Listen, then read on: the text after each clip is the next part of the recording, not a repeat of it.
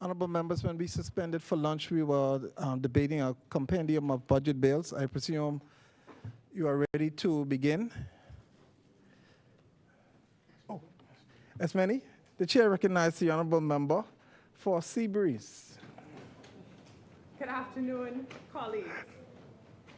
Deputy Speaker, before I begin, I rise with a word from the scriptures to center my contribution today in faith and service.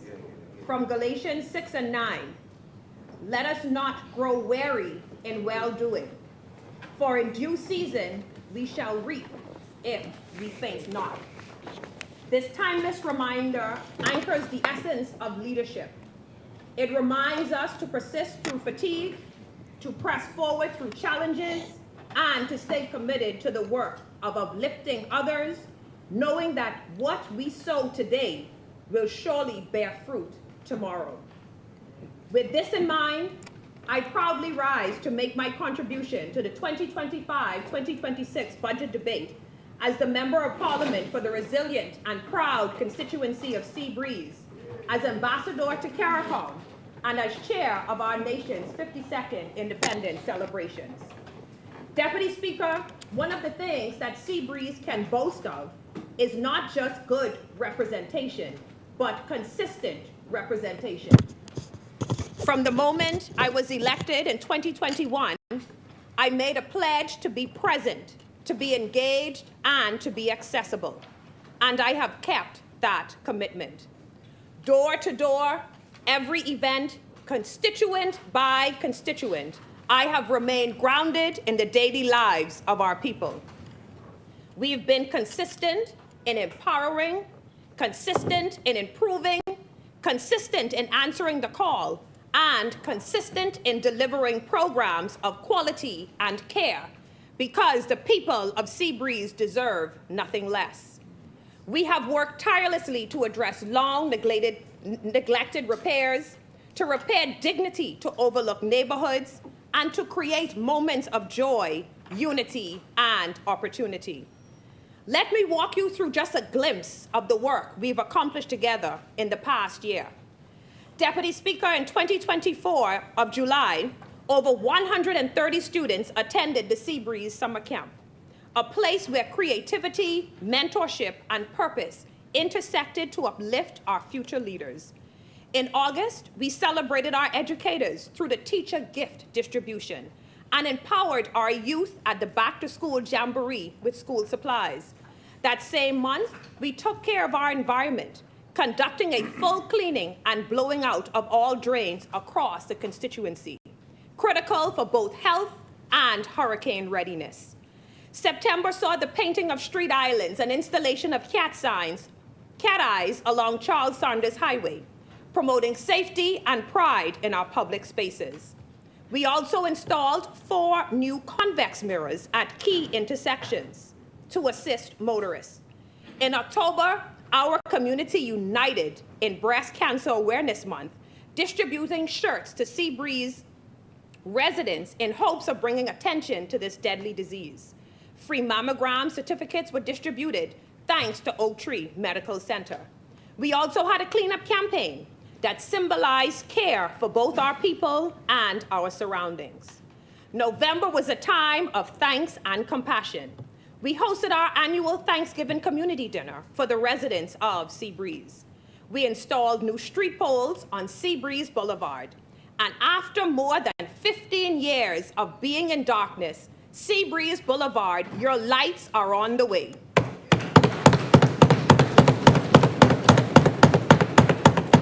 Really good stuff. December, we brought Christmas cheer to every corner of the constituency, while our door-to-door gift box distribution of over 3,200 gift boxes ensured no one was left out during the holidays. Our Seabreeze Christmas party was a joyful event for families as we came together to celebrate the reason for the season. Let it also be noted, 96 street lights were repaired across the community, restoring safety and peace to neighborhoods once left in the dark. Deputy Speaker, in January, we launched the Seabreeze Smart Family Initiative, a dynamic program focused on empowerment, financial literacy, and long-term stability for our families. We are not just serving people today, we are building stronger households for tomorrow. In our continued push for economic power and support, I am thrilled to announce the launch of the Seabreeze Business Directory. With over 50 local businesses already signed up and engaged from our door-to-door visits, we are ready to go live. The directory, this directory will provide visibility, networking opportunities, and community support for our entrepreneurs. To all Seabreeze business owners, I encourage you to sign up and take advantage of this powerful platform. Stay tuned for upcoming seminars and business initiatives that will help equip you with the tools and resources for growth. Let's continue to build a better, more empowered Seabreeze together. The month of February was all about love. Our Valentine's giveaway was a gesture of warmth and gratitude to the people who keep Seabreeze vibrant and alive. In March, we held our call to prayer, a spiritual gathering focused on peace through prayer and unity through action. Standing on the promise of Matthew 18 and 20, for where 2 or 3 gather in my name, there I am with them. Amen. This gathering was a movement of faith and hope. We were reminded that prayer changes things, and when believers unite, God moves powerfully. You're right.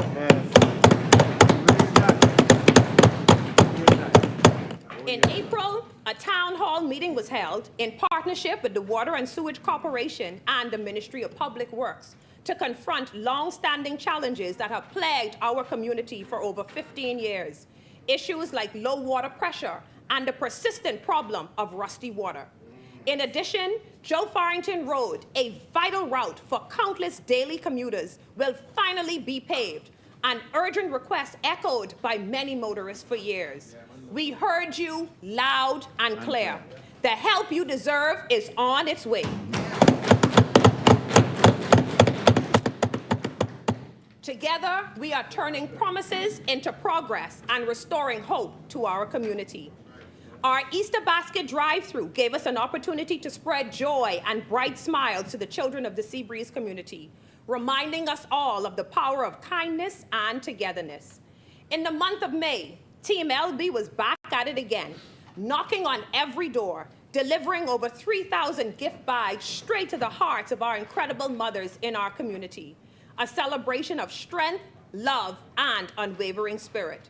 What brought me the greatest joy was hearing new moms share that the gifts that we delivered prior to Mother's Day would have been their first Mother's Day gifts, and others thanking me for simply thinking of them, moments that remind us how powerful a small act of kindness can be.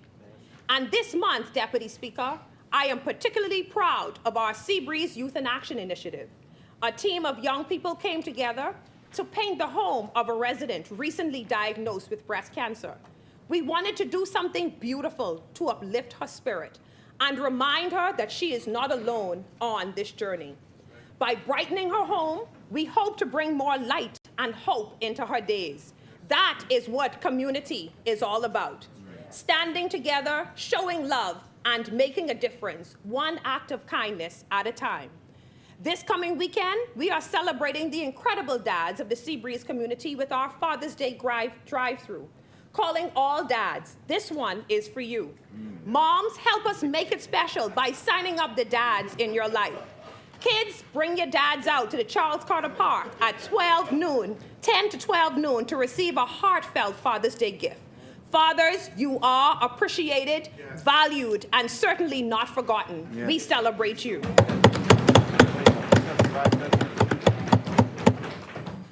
Deputy Speaker, before I go any further, I want to express my deepest gratitude to my husband and to my 3 children. My oldest son, who is here with me today from university for the summer. I want to say thank you, thank you, thank you for your unwavering support and for generously allowing me to share my time with others.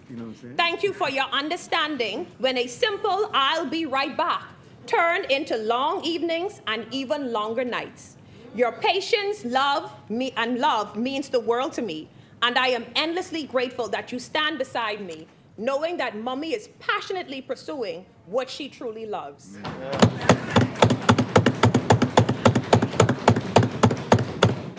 To my parents, my dad who is here, my mom said she's not coming back because we fussed.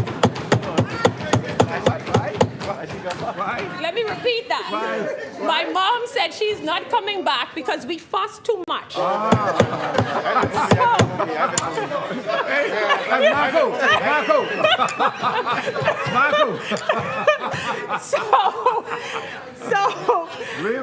Mom and Dad, thank you for your endless support, your prayers, and your unwavering guidance. Grammy Hyson and my extended parents, Carol and Alfred, thank you for your love and your support.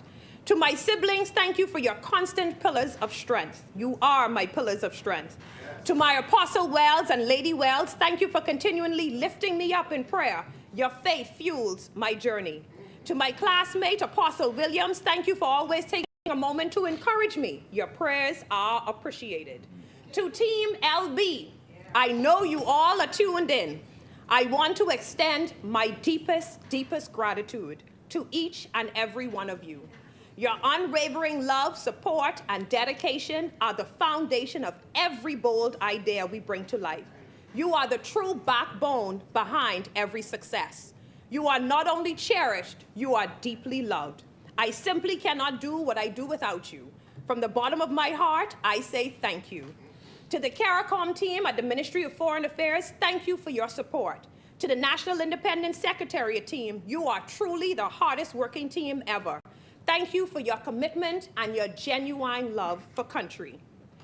Deputy Speaker, as Ambassador to CARICOM, I was honored to spearhead the CARICOM Youth Forum under the theme, One Youth, One Voice. This remarkable forum brought together over 400 students. Every school in New Providence represented, every voice uplifted. It was a living example of the Caribbean spirit, diverse, dynamic, and determined.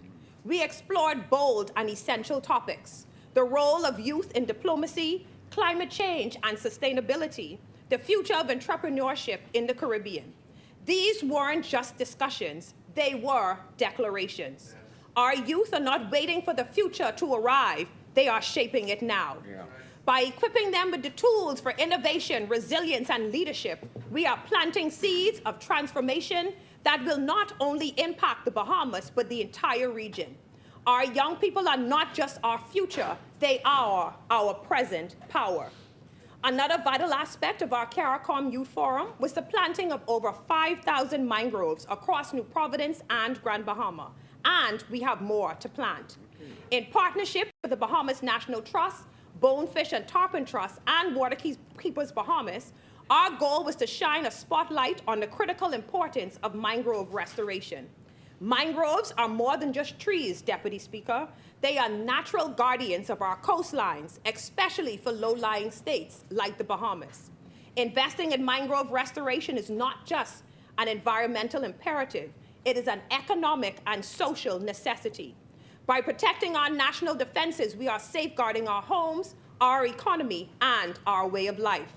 The CARICOM Youth Initiative reflects our commitment to building a resilient Bahamas, prepared to face the challenges of today and tomorrow.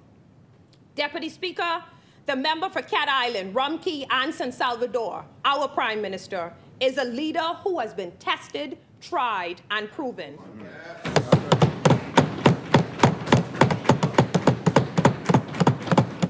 Not in theory, but in practice. Not by easy days, but by the most difficult circumstances a modern Bahamian government has had to confront.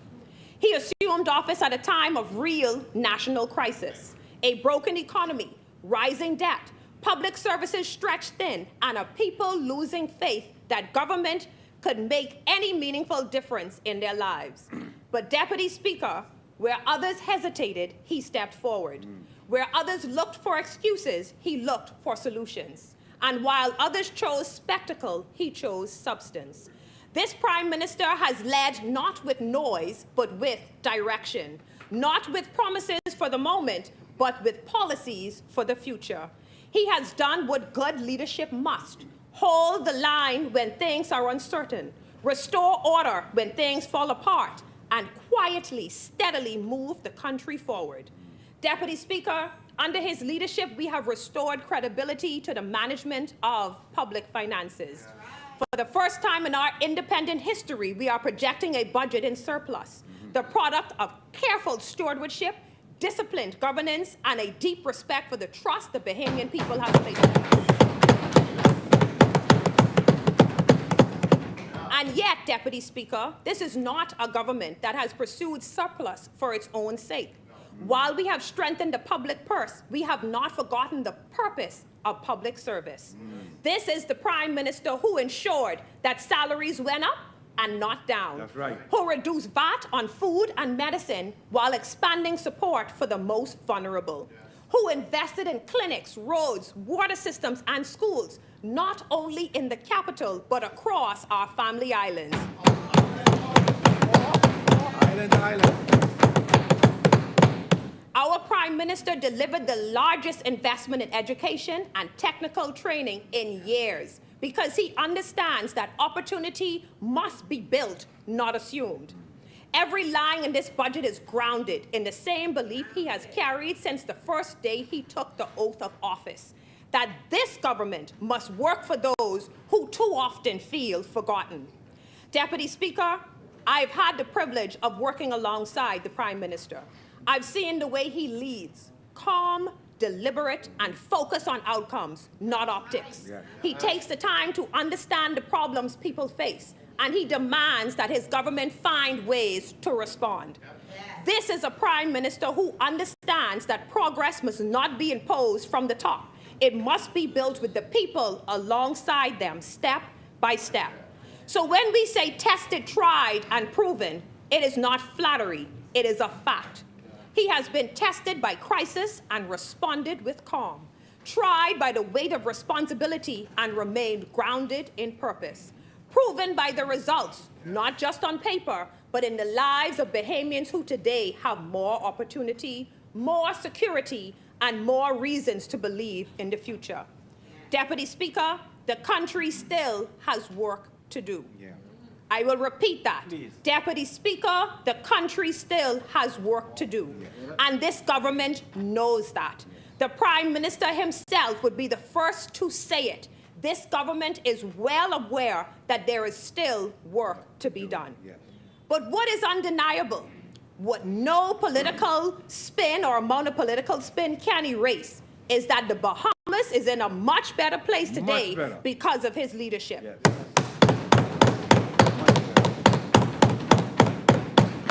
Steady, serious, people first. That is the mark of a true statesman. And as we debate this budget, one grounded in discipline, compassion, and opportunity, I am proud to say that we do so under the leadership of a man who has not only earned our respect, but who continues to earn the trust of the Bahamian people.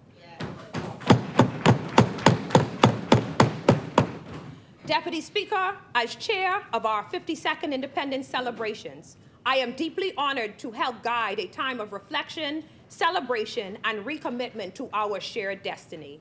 Our theme, Together We Rise, is not just a slogan. It is true. It reminds us that our greatest achievements come not in isolation, but in solidarity. That we rise not by stepping over others, but by lifting each other up. Let this theme be a catalyst for a new era of community, accountability, and national pride. This year's logo is a visual tribute to unity and progress. In numerology, number 5 symbolizes change and forward movement. Number 2 represents balance and partnership. Together, they send a message of unified progress. The bold black border signifies the resilience and strength of our people. The colors echo the vibrancy of our flag and of our spirit. As the Bahamas approaches 52 years of independence, on May 22nd, the National Independence Secretariat proudly hosted a transformative youth art forum in collaboration with world-renowned artist and curator, Mr. Antonius Roberts. Top art students in New Providence came together to celebrate our rich cultural heritage, unlocking their creative potential while learning from some of the Bahamas' most esteemed artists, including H.E. Jamal Roll, Alan Wallace, John Cox, Felice Roberts, Jessica Colebrook, Selena Roberts, and the team at Hillside House. There is something truly powerful about witnessing young minds come alive through art. When youth are given the space to express themselves, their potential expands far beyond the canvas, sparking innovation, confidence, and a deeper connection to their identity and community. This forum not only celebrated our past, but it also ignited a vibrant future shaped by the boundless imagination of our young Bahamian creatives. To the people of Seabreeze, you are my why. To my colleagues, may we serve with honor. To our Prime Minister, thank you for your unwavering vision and example. And as I close, I offer the words of Rudyard Kipling, whose poem, If, speaks to the character and courage required in leadership. If you can keep your head when all about you are losing theirs and blaming it on you, if you can trust yourself when all men doubt you, but make allowance for their doubting too, if you can dream and not make dreams your master, if you can think and not make thoughts your aim, if you can fill the unforgiving minute with 60 seconds worth of distance run, yours is the earth and everything that's in it. And which is more, you will be a leader, my son. Let us lead with wisdom. Let us serve with purpose. And let us always remember, in due season, we shall reap if we faint not. May God bless Seabreeze, may God bless the Bahamas, and may we rise together. Thank you.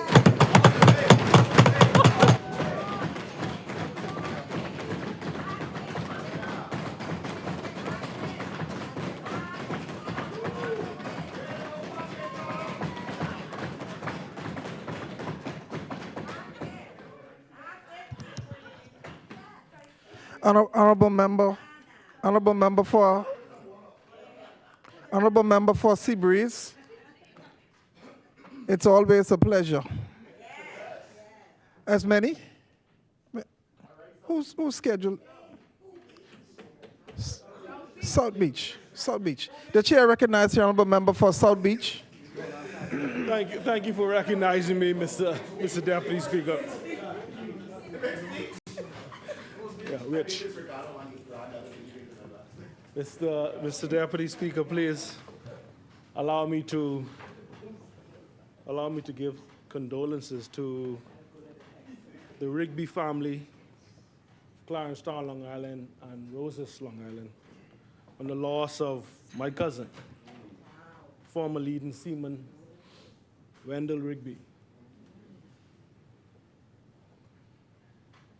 He was my big cousin, Mr. Deputy. He transitioned from this life on the 28th of May.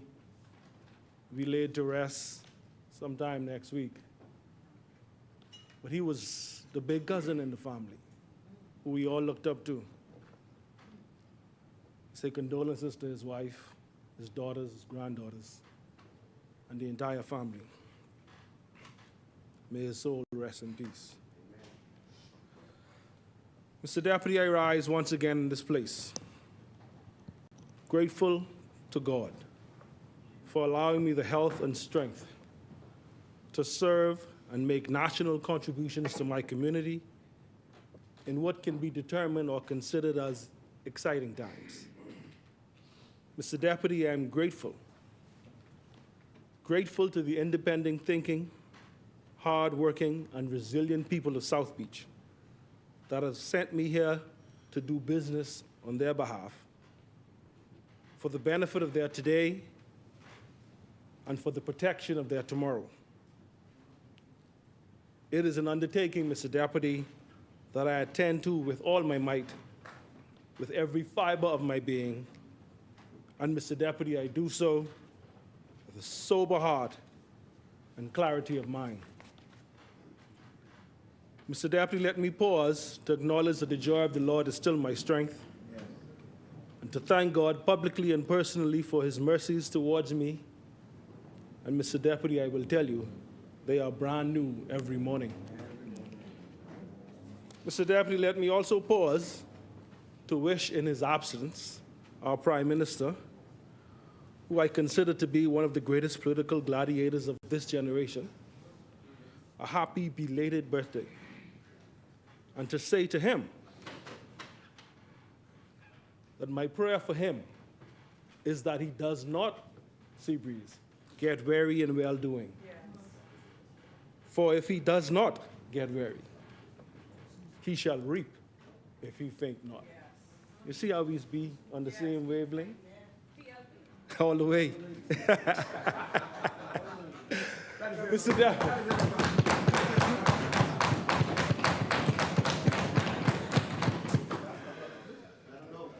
And now, Mr. Deputy, on to the people's business, which this member and Team South Beach are busy concerning ourselves with daily. Mr. Deputy Speaker, I am pleased to report that we are on the ground in South Beach with the same vigor, energy, dedication to duty, and desire to serve the people of this great constituency, the same vigor we had on day one. Mr. Deputy, I know the time is drawing nigh, and those who seek to cause mischief must twist narratives and fit their agenda. However, Mr. Deputy, I wish to state emphatically for all to hear that when it comes to this member and his team, we want anyone, anywhere, with any concern to be assured that Bacchus Roll and Team South Beach has their eyes fixed. You got it. You got it. You got it. Mr. Deputy, we have no intentions on being distracted by anyone, anywhere, who is concerned about anything else. Mr. Deputy, this is our goal, and as such, I must pause at this point to thank Team South Beach and the many hard-working constituents from South Beach who showed up on Friday past, Labor Day, to march with solidarity with the workers of this country along with their Member of Parliament as we took to the streets in great numbers to honor the contributions of the people that keep this Bahamas running on all cylinders in all of its sectors daily.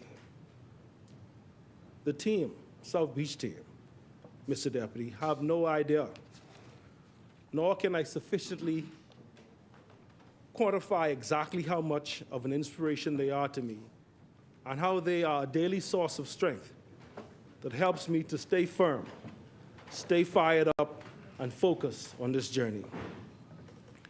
Mr. Deputy, by now, each home in the constituency would have received a copy of this annual report. This is our third annual report. This itemizes, Mr. Deputy, all that we would have accomplished over the last year. It is comprehensive, and I wish to say a special thanks to this Davis administration who has helped make this year a profitable one. Mr. Deputy, they say you must be careful when you start calling names, but I could do my best, but I gotta call some names. Thank you to the Minister of Works, who assisted us in the constituency with road paving, Zion Boulevard, Cowpen Road, South Beach Road, Blue Hill Road South. I mean from the Super Value Shopping Center almost to the beach. Which beach? You understand which beach. Hollywood Subdivision and C-Link, don't get nervous. In basketball, we say you got next. So your time is coming. Additionally, Mr. Minister, thank you for assisting us with some much needed drainage solutions in the constituency. East Street South, Palm Avenue, Hollywood Subdivision, Silver Pines Close, TON. We got some other spots, Mr. Minister, but we can work on that in this budget. Thank you, Mr. Minister of Environment, in your absence. Thank you for partnering with us to ensure and helping to keep South Beach clean. Yes. You're agreeing to leave the dumpsters waste transfer station in place at the South Beach pools has been a tremendous asset to our constituency.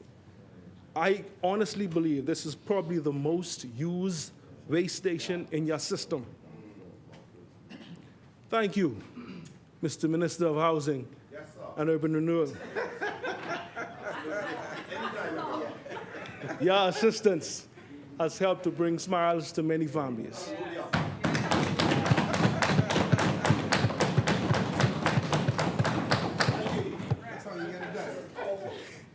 You have enabled me to visit many homes I wouldn't have been able to visit if I couldn't get them roof fixed. Thank you very much, Minister.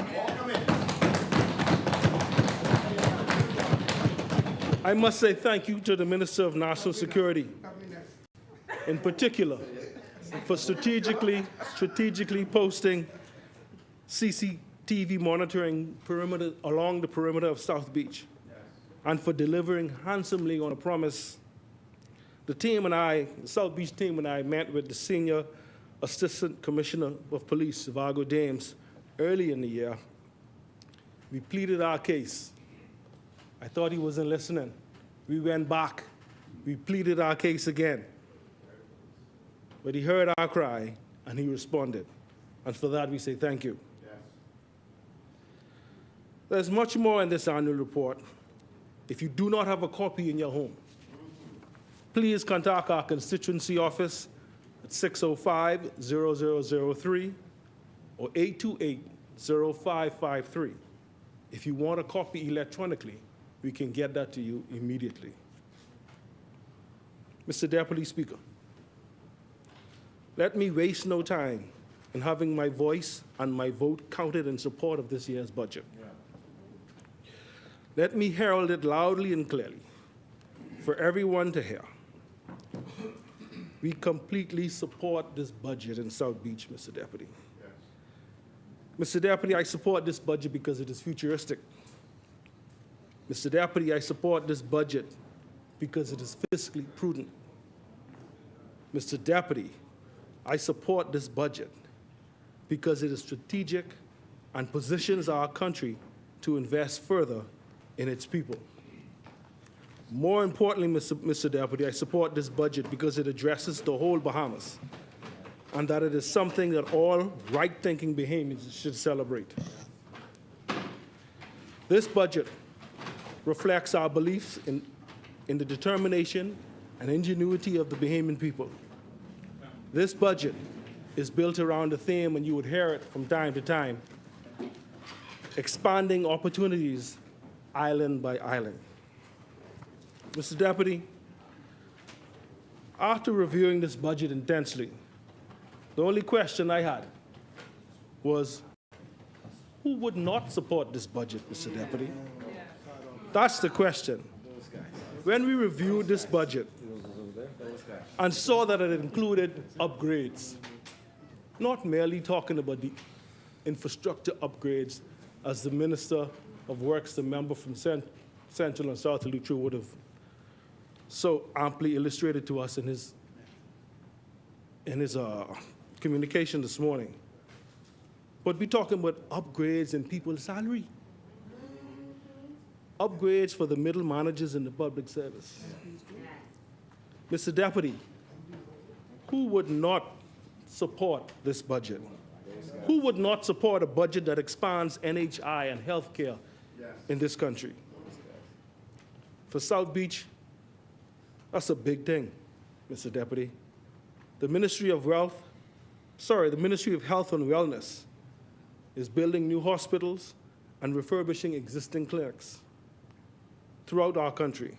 In South Beach, that is wonderful news. I've had the opportunity to sit with the Minister of Health, and he has tremendous plans for our healthcare facility. I don't want to let the cat out of the bag. I'll probably let him speak to it in his contribution, but he did mention words like trauma center and completion of the dental unit. For us in South Beach, Mr. Deputy, that's a big deal. Who would not support this budget, Mr. Deputy? This budget also focuses on training and upskilling the population so that Bahamians who may have a desire to participate positively in our society, but do not possess sufficient skills, can begin getting these tools they need to contribute to a brighter, better, and bigger Bahamas.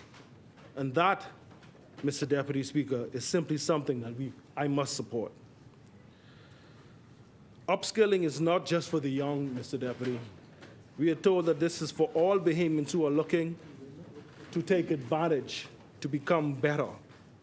This is just an example, Mr. Deputy, of how we are removing barriers that block access to economic security and business ownership. I invite all persons to review this budget intently. All Bahamians, all of my colleagues, don't just browse through it to come here and say one or two things. Look at it intently before you criticize. I invite you to understand the benefits of this budget and to support it. This is a good budget. This is a budget for all Bahamians. Who would not support this budget, Mr. Deputy? This budget allows room for the enhancement of police resources while simultaneously investing in international maritime certification that will allow or that will greatly reduce unemployment among young men and add new streams of wealth to our community through international maritime employment opportunities. Mr. Deputy Speaker, South Beach supports this budget because after reviewing the budget, we found something, a common matter, that is of great priority to the people of South Beach in this budget. I will tell you, Mr. Deputy Speaker, South Beach was completely sold when we saw this government's commitment to flood mitigation in this budget. Not only flood mitigation in Pinewood, but we were impressed by the number of seawalls we see being constructed in our family islands and in New Providence. We were impressed, Mr. Deputy Speaker, when we saw that there is indeed a Bay Street drainage rehabilitation project and a Coral Harbor drainage and road project. This speaks volumes, Mr. Deputy, because this budget is concerned about the effects of climate change and the effects that it has on our nation, as we are told that climate change is the greatest existential threat to our way of life. Mr. Deputy Speaker, over the years, my constituency has suffered from the damages of flood. From as far back as Hurricane Francis, the people of South Beach have struggled through the damage and the anxiety associated with flooding. At least once a year, homes in South Beach are flooded and they're threatened, or the investments that the people of South Beach would have worked their entire life for would have been threatened. When you ask people of South Beach, Mr. Deputy, who would have lived in South Beach 30, 40 years, would they credit the flooding to? They will tell you, possibly some man-made or poorly constructed man-made additions to the community, poorly constructed roads, one of which we had to rectify directly in front of CV Battle School on East Street South. But they understand that they live in a low-lying area, a constituency that is close to the coastline. To this end, Mr. Deputy Speaker, South Beach completely and wholly supports this budget because if flood mitigation is coming to Pinewood, Mr. Deputy, surely means that there's help and hope on the way in South Beach. Yes.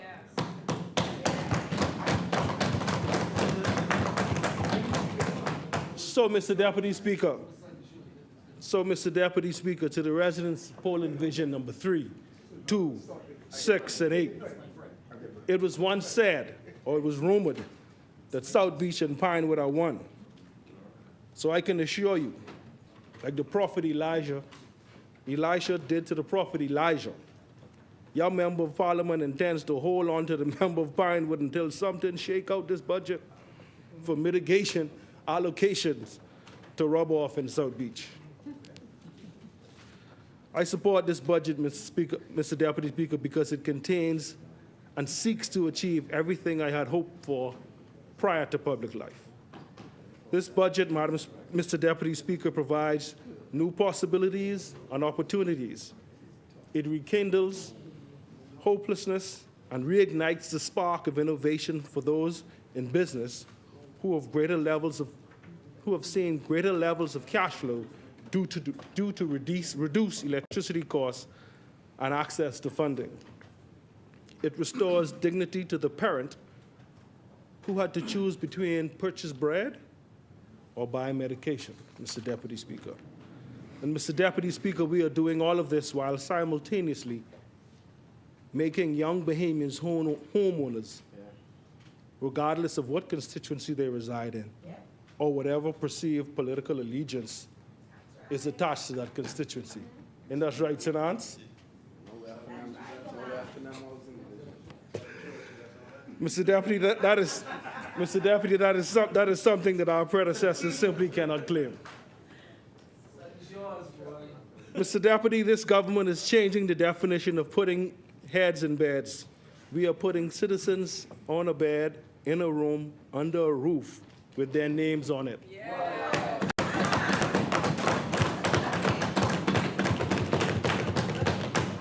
Mr. Deputy, let me add some context, just. With the name on it. Mr. Deputy, let me add some context just for perception here, or perspective. This PLP administration, which inherited a post-COVID economy,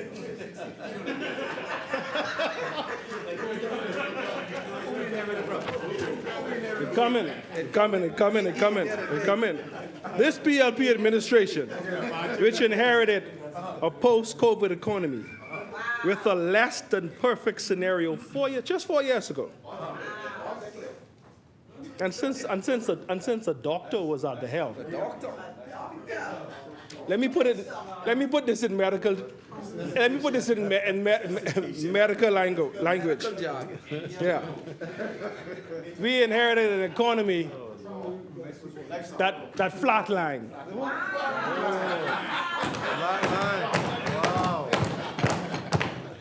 So, Mr. Deputy, when I say to you that this PLP administration is putting keys in hands, heads in beds, and hearts in home, that's a serious thing. We are making the Bahamian dream, Mr. Deputy, a reachable reality again. Mr. Deputy, this budget is expanding our ability to do just that. And we're not just doing it in New Providence. We're doing it in Luther as well. Ocean Hole subdivision. See Central and Saudi Lucha? I can make sure the Minister of Housing and Urban Renewal see you straight if you keep seeing me straight.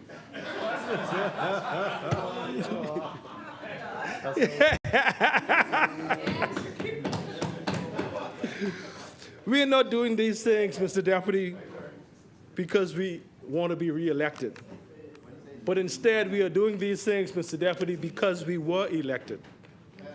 We aren't promising to do these things in the next term, Mr. Deputy, because the Bahamian people gave us this term. And Mr. Deputy, we aren't doing it because we feel pressure. Instead, we are doing it because we promised that we would.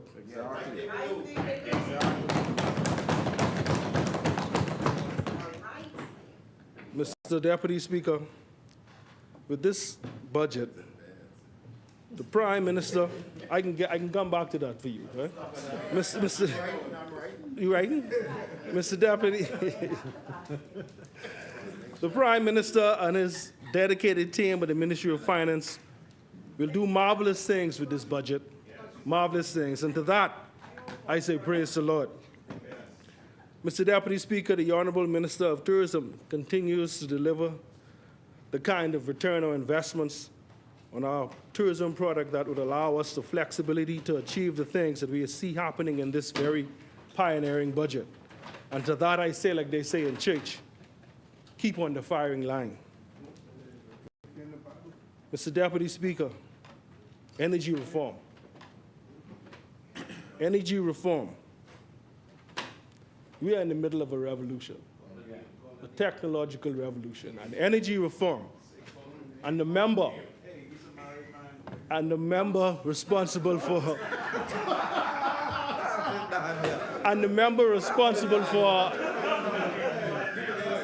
responsible for energy and transport. I tell you, Mr. Deputy Speaker, if this member responsible for energy and transport continue along this vein, she can really give you all something to talk about. This budget, along with the minister, and the purchase power agreements, and the positive moving in this vein, will really make some Bahamians say some crazy things. I tell you, Mr. Deputy Speaker, I was going into BPL, I think a month and a half ago, maybe 2 months ago, going in to pay my bill. And out was walking, as you know, I spent some time now employed, someone who a consumer who I would have had to deal with in previous years and helping to try and regulate and get her to understand. Yeah. Right? While I was walking out, Mr. Deputy Speaker, I was walking in, she was walking out. She said, Mr. Roll, you could be so proud of me. I get this thing under control. I say, what? She said, Mr. Roll, my light bill cheaper than my cable bill. Wow.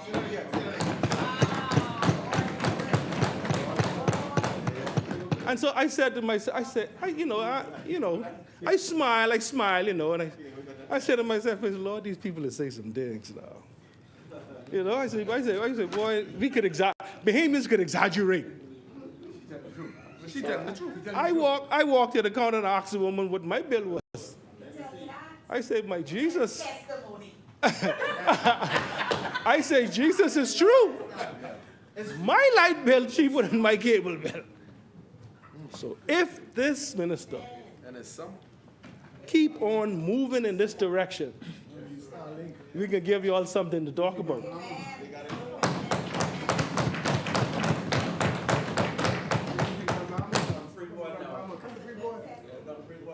Lastly, Mr. Deputy Speaker, the Honorable Minister of Works and the member for Central and South Eleuthera continues to advance the development of this country, this city, and our islands to keep them modern and functioning so that our income earning capacity stays at optimum levels, ensuring that our roadways, our drainage systems are all functioning and working together.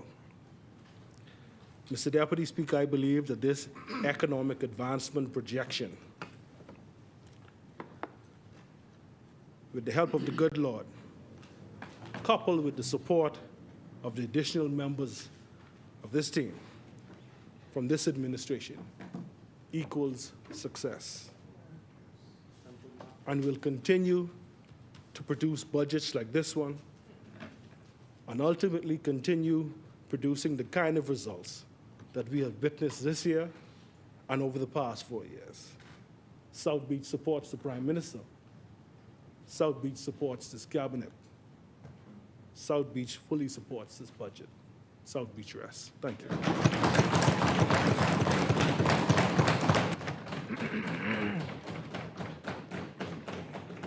Thank you, Honorable Member. As many, the Chair recognizes the Honorable Member for Central Grand Bahama. But just a bit of information for the good member from Seabreeze. South Beach and Seabreeze. Thank you for a very good presentation.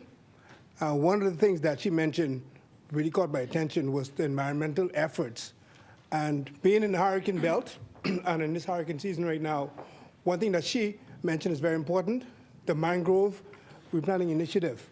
You mentioned the water keepers and other groups, but there's another group in Grand Bahama called Earth Care, I partnered with that group, and we've planted some 20,000 mangroves over the last few months since Dorian. And I want to invite you at some point to partner with us, because these mangroves are not only nurseries, they play a very important role in carbon sink. They play a very important role with respect to wave breaking from hurricane, and they're also used as navigational aids. As a little boy growing up on the Key, we used the mangroves to guide us through the creek as we ran our boat. So again, they're very important, so I want to congratulate you and encourage you to partner with us during our next initiative with respect to the mangrove replanting. That's a bit of information, and I'm glad that the chair recognized me. Thank you. Thank you, Honorable Member. As many, the chair recognized the Honorable Member for North Andros and the Berry Islands.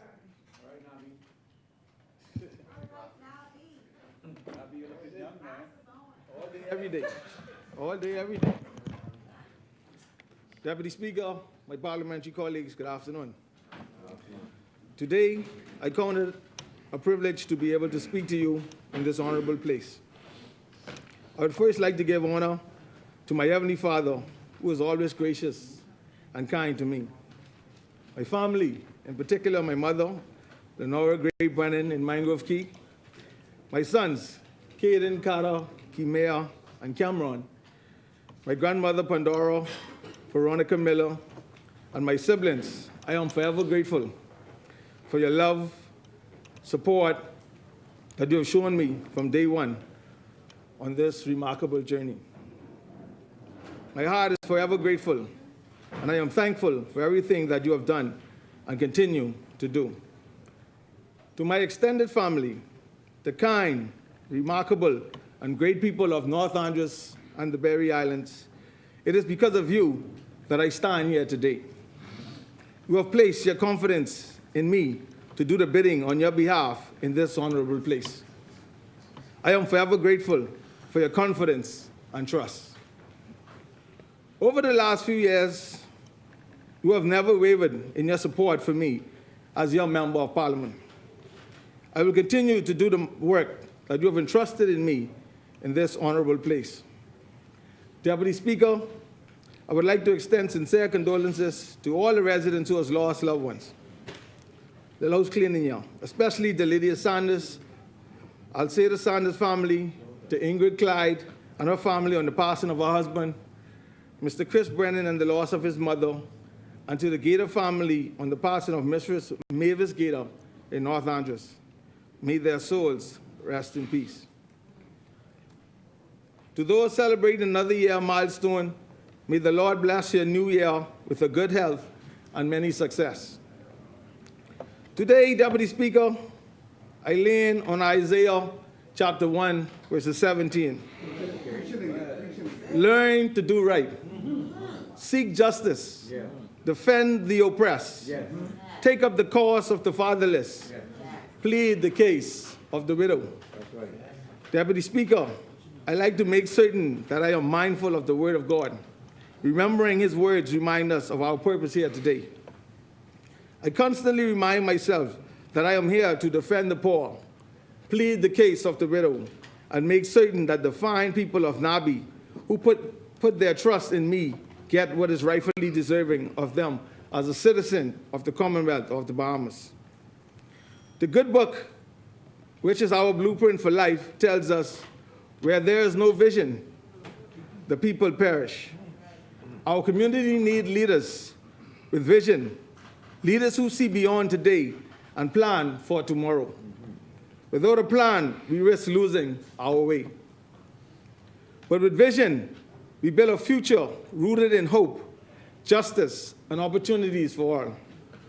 This PLP, Brave Davis-led administration, has done just that.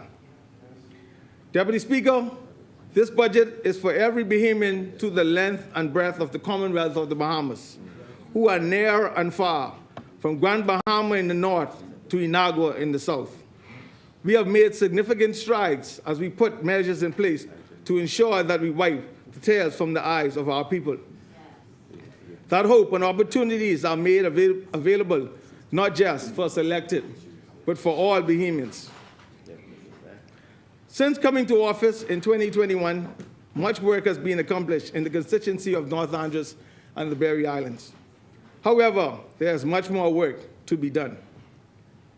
Let us revisit the Berry Islands, and reflect on what has been accomplished, what's on the way, and what remains to be done under this administration.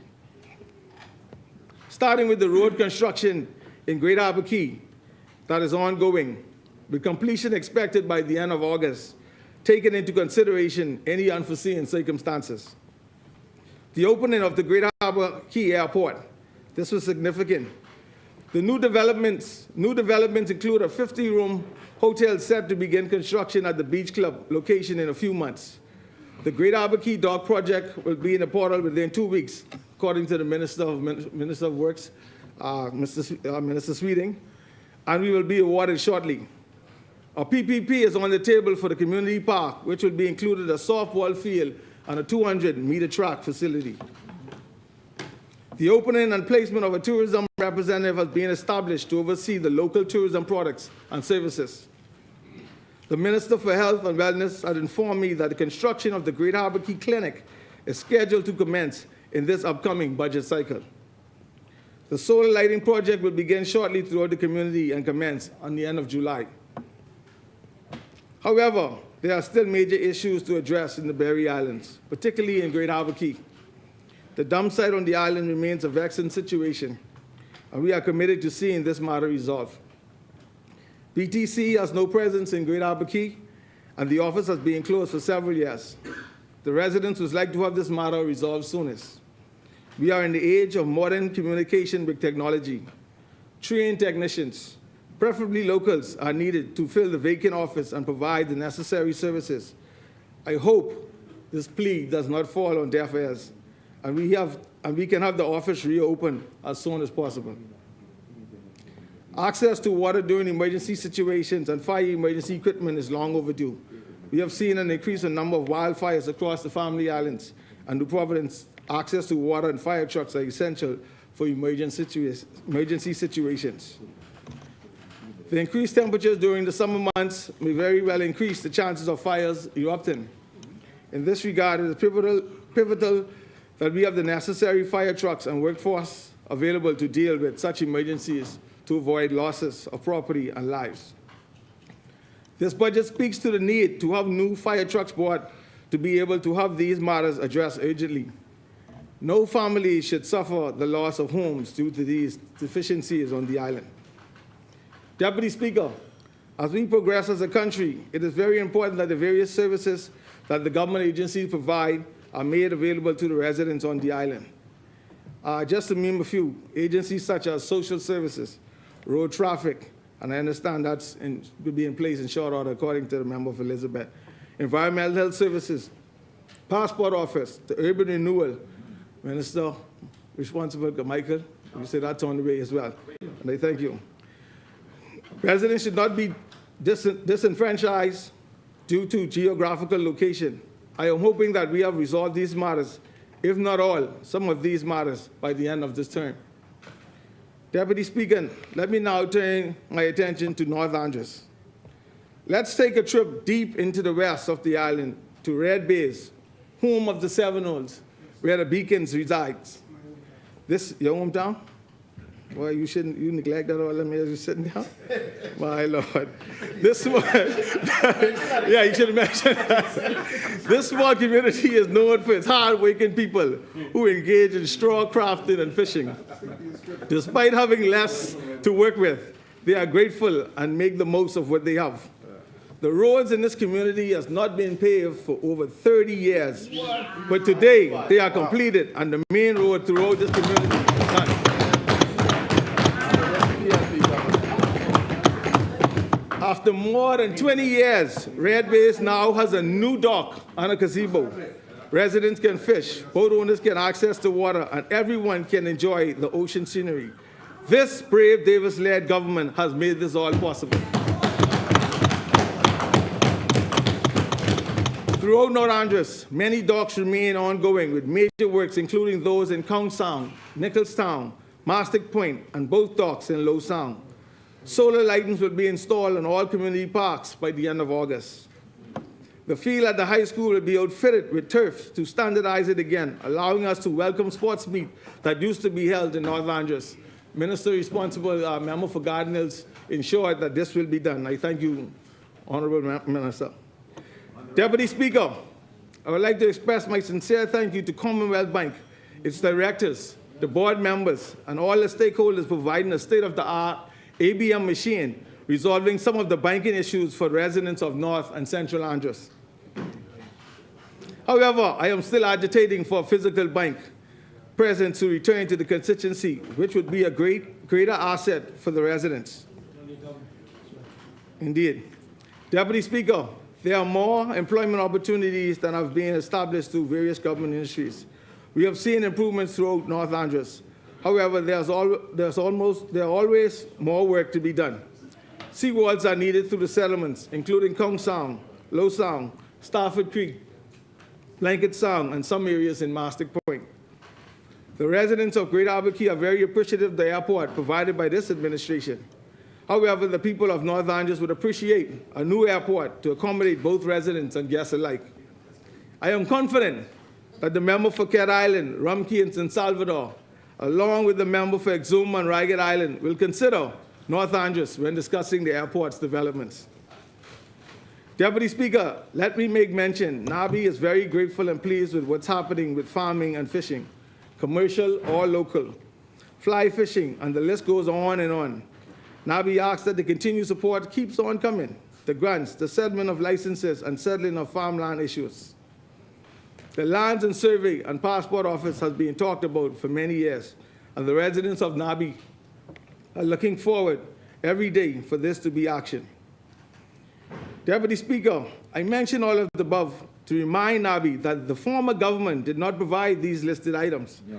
This administration removed the lockdowns and implemented the past administration. We provide free testing when we were told it could not be done. We implemented a breakfast program in our schools, provided homes for many Bahamians, increased the minimum wage, offered free Wi-Fi on the parks throughout the Commonwealth of the Bahamas, not just one particular park, and secure major labor agreements with many of the trade unions. One park they mentioned. This administration expunged records affected by the lockdowns during COVID, added many teachers to support our educational system, reduced VAT and lowered duties on many food items and household goods, reformed energy sector, and provided $50 million in grants and loans to many striving and new businesses. Deputy Speaker, I could elaborate extensively on the accomplishments of this administration, not only today, but since our commencement on the September 17, 2021. We were dedicated ourselves to fulfilling the mandate given to us by the Bahamian people. Deputy Speaker, in 2017 to 2021, the former administration was creating splashes here and there. In 2021 of September 2025, thus far, the Philip Brave Davis administration came in creating for the betterment of Bahamian people, creating waves for the betterment of Bahamian people. The eye fixed on 26 is far beyond an election talk or campaign slogan. It signifies our continuous commitment on improving the lives of Bahamians. Deputy Speaker, in 2017 and 2021, the former administration talk was cheap. On September 17, 2021, of September to 2025 and beyond, the Brave Davis-led administration buying the land. We have he's a senior guy in Mangrove Key, he's now deceased, David Penniman, Mr. Lundy should know him, member of Southern Central Andros should know him well. He's now deceased. David Penniman, we call him Live Wire. He always had to say, Mr. Live Wire, he also said, talk is cheap, money buy land. And this administration, we're not talking. No, he wasn't. No, he wasn't. So, Deputy Speaker, let me turn my attention to my parliamentary secretary duties in the Ministry of Works and Family Affairs. As I lend my voice in strong support of the 25-26 budget, particularly in relation to local government, an institution that continues to shape, strengthen, and empower communities across the Bahamas. local government represents more than administration. It is a pillar of community-driven governance, ensuring that every Bahamian, no matter where they reside, has access to essential services that reflect their unique needs. The investment outlined in this budget will determine the future trajectory of administrative efficiency, infrastructure development, and economic sustainability within the Family Islands. The ministry remains steadfast in its commitment to decentralization, ensuring that Bahamians in every district experience greater autonomy, accountability, and empowerment. Deputy Speaker, local government personnel are the backbone of our communities. From administrators to service workers, these individuals embody dedication, resilience, and professionalism. That is why I fully support the ministry's prioritization of the workforce regularization process, bringing long overdue security and stability to the men and women who have tirelessly served the Family Island districts as council employees. For far too long, many of these employees have functioned without the full benefits afforded to permanent and pensionable civil servants. This budget is expected to directly help to address that gap. More than 120 employees are expected to be regularized, ensuring financial security, career mobility, and essential employment benefits. In my constituency, I look forward to seeing individuals benefit from this exercise because local government workers must never be disenfranchised by lack of progress in regularization. This is not merely an administrative reform, it is an investment in people, in families, and in the dignity of work. Deputy Speaker, adequate funding is the lifeblood of effective governance. That is why I fully support my ministry in upholding the 10% increase in council budgets, ensuring the district councils and townships have more financial flexibility required to execute key projects. With additional resources, councils have benefited from stronger service delivery, greater responsiveness, and increased autonomy, allowing local leaders to implement improvements and uplift communities. Whether through infrastructural upgrades, educational programs, or public welfare initiatives, councils are empowered to act decisively for the betterment of their districts. Deputy Speaker, I support the minister's stance on the prudent financial management of local government resources. It is not enough to allocate funds. We must also ensure structured procurement processes, community-driven decision-making, public consultation on proposed initiatives. The 2024 Local Government Act brought tighter financial controls, increasing transparency and strengthening oversight. Residents now have greater visibility into governance operation, ensuring accountability and reinforcing trust in the system. Deputy Speaker, efficient local governance requires modern resources, and I stand in full support of the Department of Local Government strategic investment and operational upgrades across the Family Islands. 12 new trucks added to the local government fleet was welcome news because it helped to improve service efficiency. I am also pleased to report that my constituency benefited from one of these additions, enhancing operational capacity. More than 25 computer systems distributed to streamline administrative processes brought about greater efficiencies in offices. Looking ahead, Deputy Speaker, 25-26 investments, additional computer systems, printing and duplication equipment to further enhance Family Island offices. The upgrades to administrative office and residents are helping to create safer and more functional work environments. The ongoing renovations in North Abaco, Central Andros, San Salvador, Spanish Wells, and Rock Sound will go a long way in improving conditions for administrators and the staff. Additionally, I fully support this 25-26 budget allocation of funds for the relocation of office space in North Andros, as the structural integrity concerns regarding the existing building can no longer be ignored. The Junior Council Initiative. Deputy Speaker, local government is not only about administrative oversight, it is also about preparing future leaders. The Local Government Junior Council Program remains a flagship initiative fostering civic responsibility and governance education in young Bahamians. highlights within the program with over 6,000 students registered to vote, demonstrating heightened civic engagement, and 267 students sworn in as junior council representatives to take on leadership roles within their schools and communities. This initiative is more than just a leadership incubator. It is a direct bridge between education and civic engagement. By investing in our youth today, we are shaping the leaders who will define the Bahamas tomorrow. Deputy Speaker, local government extends beyond governance, is deeply tied to our national identity, culture, and economic activity. Regattas remain a powerful economic driver for the Family Islands, boosting tourism, supporting small businesses, and preserving our rich maritime heritage. This is why we stand in full support of the establishment of the National Sailing Academy, a hub for traditional Bahamian sloop, sailing, and international sailing disciplines. The ministry is actively pursuing strategic partnerships to ensure its long-term sustainability.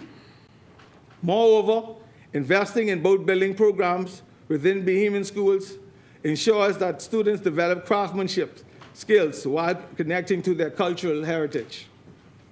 I firmly believe that this budget will propel progress in expanding youth sailing initiatives, nurturing the next generation of Bahamian sailors and maritime professionals. Deputy Speaker, as I begin, I remain grateful to the people of North Andros and the Berry Islands, the communities that have entrusted me with their representation. I stand committed to highlighting the challenges within my constituency and supporting all ministries working to advance my constituency. This fiscal budget is expected to provide the resources necessary to address critical concerns to the various government ministries and departments, ensuring that every family island continues to thrive. Deputy Speaker, this budget is not simply a financial document. It is a roadmap for empowerment, autonomy, and sustained progress in local government. We are investing in people, securing the futures of local government employees. We are investing in communities, providing councils with stronger financial backing. We are investing in infrastructures, ensuring family island offices remain modern and operational. We are investing in youth leadership, preparing tomorrow's leaders for today. We are investing in culture, preserving our sailing traditions and expanding regatta support. Therefore, Deputy Speaker, I proudly stand in full support of this budget because it strengthens local government, empowers our communities, and secures a stronger future for the Bahamas. Deputy Speaker, I want to take this time out to praise and thank the hardworking, dedicated, trustworthy, and accountable staff at the ministry. From our organizational chart top, Permanent Secretary, Ms. Anya Simonet, to the janitorial staff, Ms. Karen Williams, I say thank you for your continued service.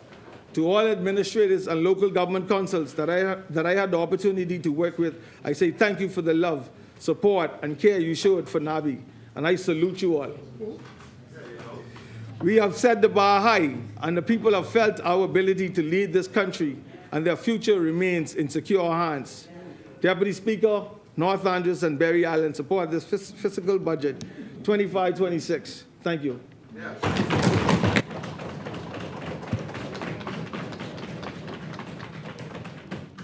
Thank you, Honourable Member. As many.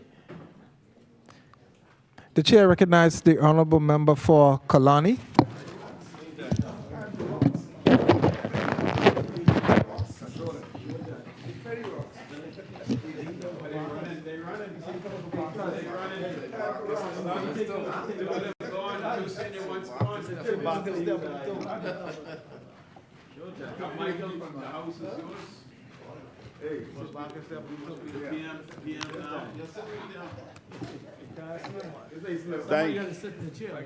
Thank you very much, Mr. Deputy. Mr. Deputy, I have a prepared text, and I listened to the members of the governing side bashing me about homes, about how, about the poor, no concern, and therefore, at midway through my debate, I will deviate and move away from my speech. So I'm asking you to please give me a warning at the 40-minute mark so that I would know when to shift gears. But Mr. Deputy, whatever I say today, I have all my backup documents, and I would be more than happy to table these articles. And at the end of my speech, just before closing, I want to address my constituency, the great people of Kalani, of the matters that we have done and that we will continue to do. But Mr. Deputy, I rise on behalf of the Kalani constituency to participate in this budget debate here today. I listened and watched carefully as the New Day leader presented the budget communication. His members gave some of the largest applause on his announcements of certain VAT cuts. They were equally this excited when months ago he announced the cut on food at the food store from 10% to 5%.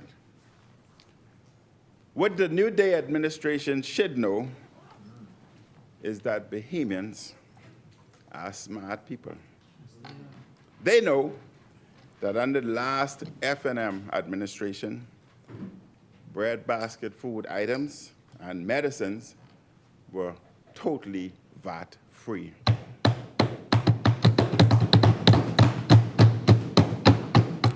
The F&M policy of zero VAT on breadbasket items and food was to ensure that the most vulnerable in our society and those in need of life-saving medicines would not have to endure the extra burden on these essential items. It was the PLP administration that put 10% VAT on these items. When they made the overall adjustments on VAT to 10%. We in the opposition, I will deal with you. We in the opposition,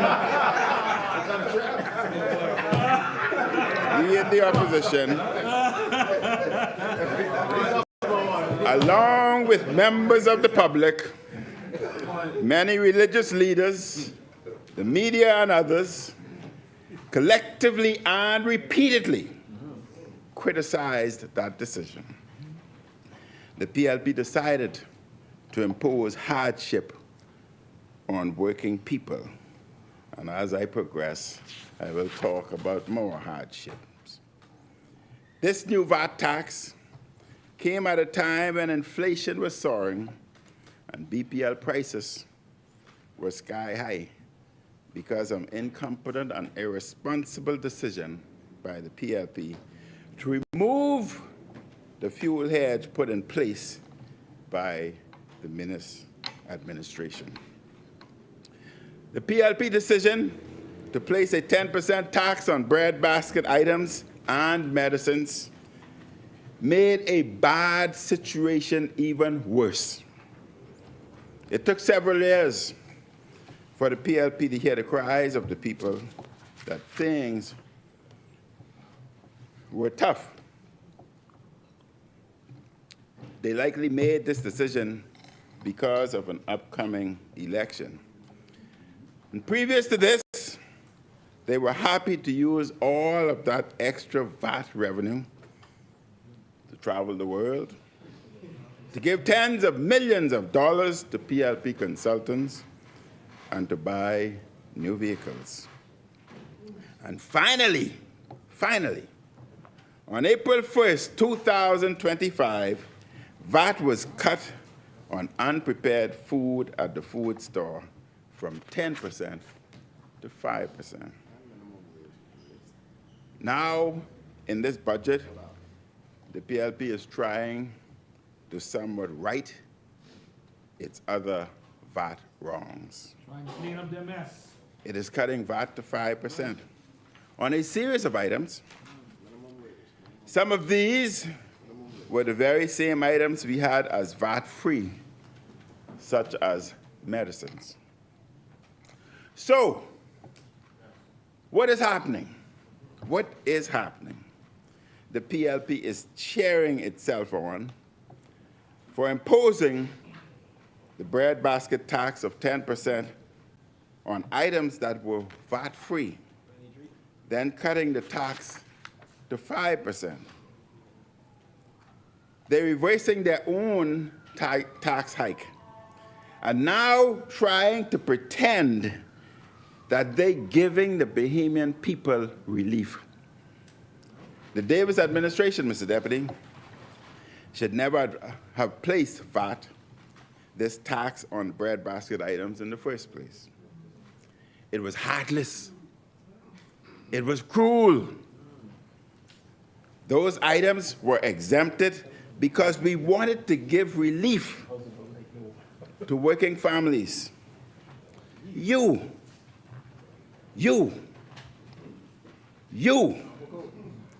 decided to tax them. And you.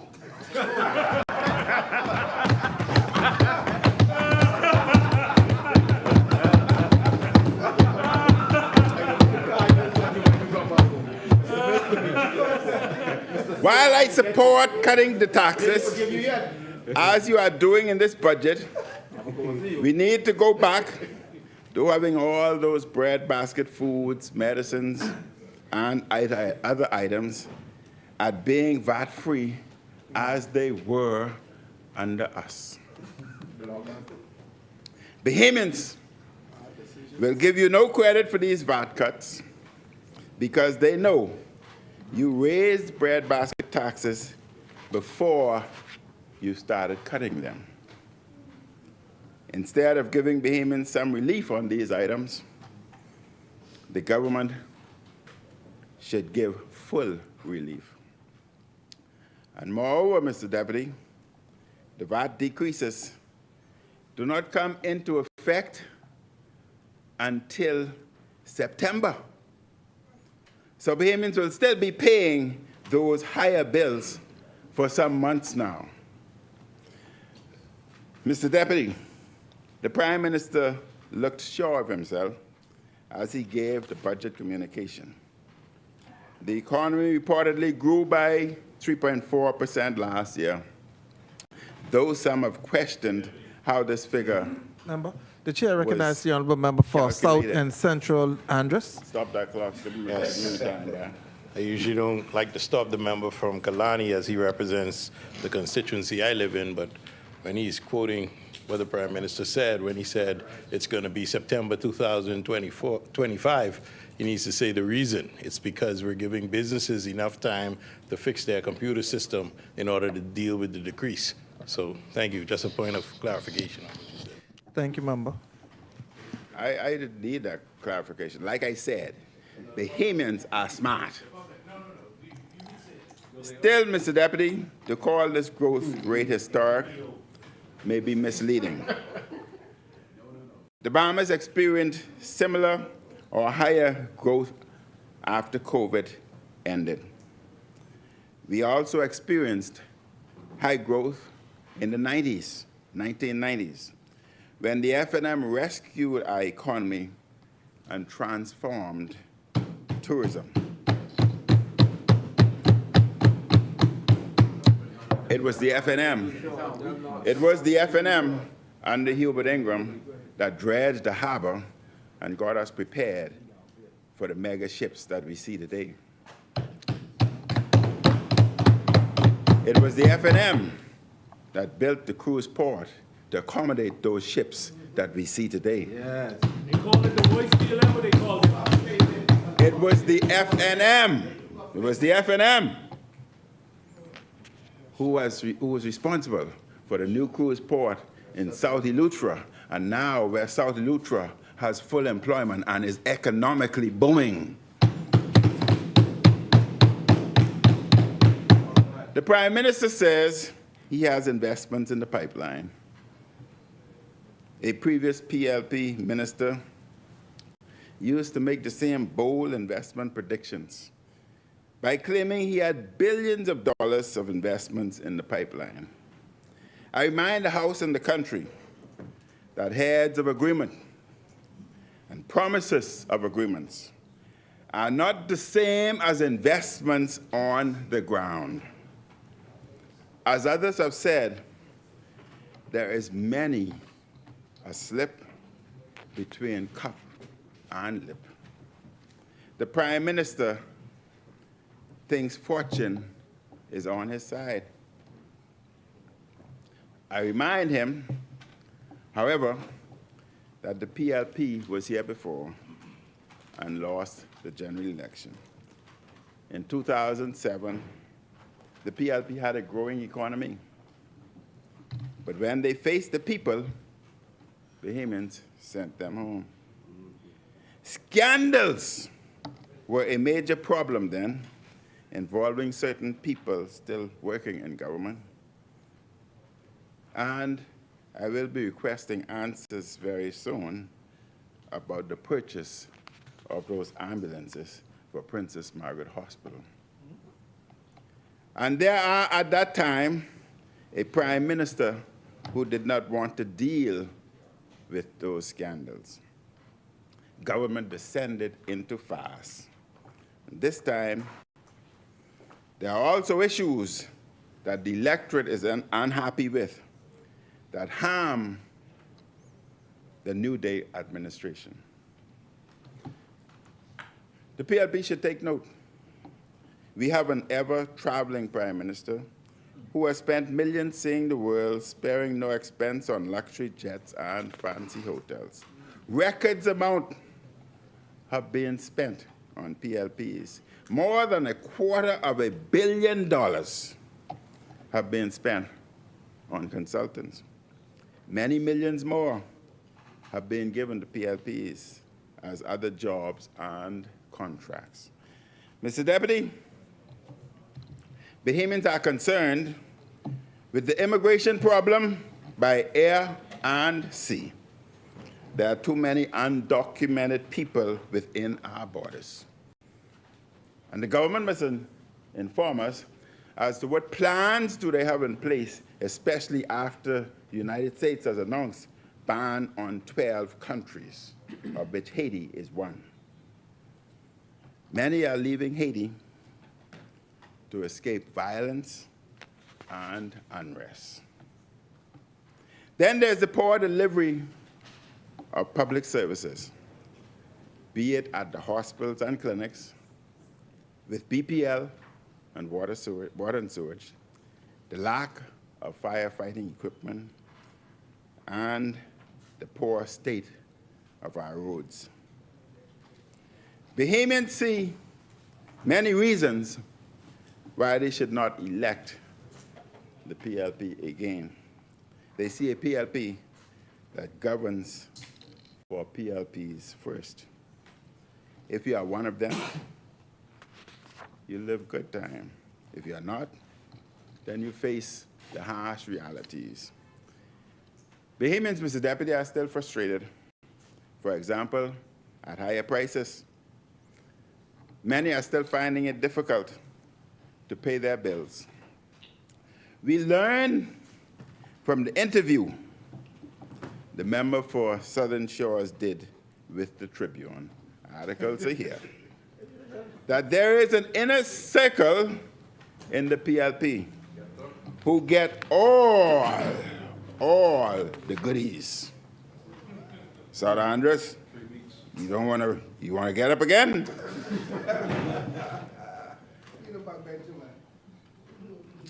Backbenchers and those on the other side get the leftovers. Despite the PLP trying to clean up those remarks, Southern Shores spoke the truth. You're a pastor, stay out of this. Southern Shores spoke the truth. There are others on the PLP side who are frustrated. They are just scared to speak. I speak for Southern Shores today. Even PLPs see this is not a government for all the people. Southern Shores told the Tribune that PLP backbenchers are struggling to get government support for basic constituency needs, while cabinet ministers enjoy disproportionate influence. I will table that then. The governing side can now pretend all is unified all they want. Those public statements of dissent show that there is division within the party. Is it the case that the PLP will drop a record number of incumbents? If this Prime Minister does not see all the areas where his government is lacking, he runs the risk of being just like the former member for Centerville when he lost the 2007 general election in good economic times. Mr. Deputy, the Prime Minister boasted about their projected surplus in this fiscal year.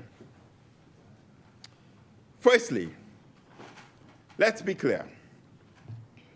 This is only a projection. It is unclear if there will be a surplus.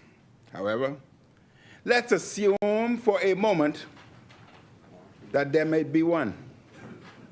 That would mean the government has money. If the government has money, then why are so many people crying out to be paid by this government? Vendors all over the land are complaining. They cannot get timely payments from this government for the provision of goods and services. This places significant pressure on Bahamian businesses. They need that money to pay their staff, to pay highlight bills, to pay for supplies, and to pay many, many other bills, including taking care of their families. If there is a surplus and so much money, then why are some of the unions demanding that their members are owed? If there is so much money and a surplus, then why did the administration let the fire services run down to the point where there were so many fire trucks broken down, compromising their ability to fight fires? And why are there so many Defense Force marine vehicles in need of repair? The failure to maintain land and marine vehicle for the fire services and the Defense Force is a threat to our national security. It is also a threat to how prepared we are for various emergencies, including hurricanes. And this administration, Mr. Deputy, has not governed properly since it was elected in September 2021. The delivery of basic services has collapsed.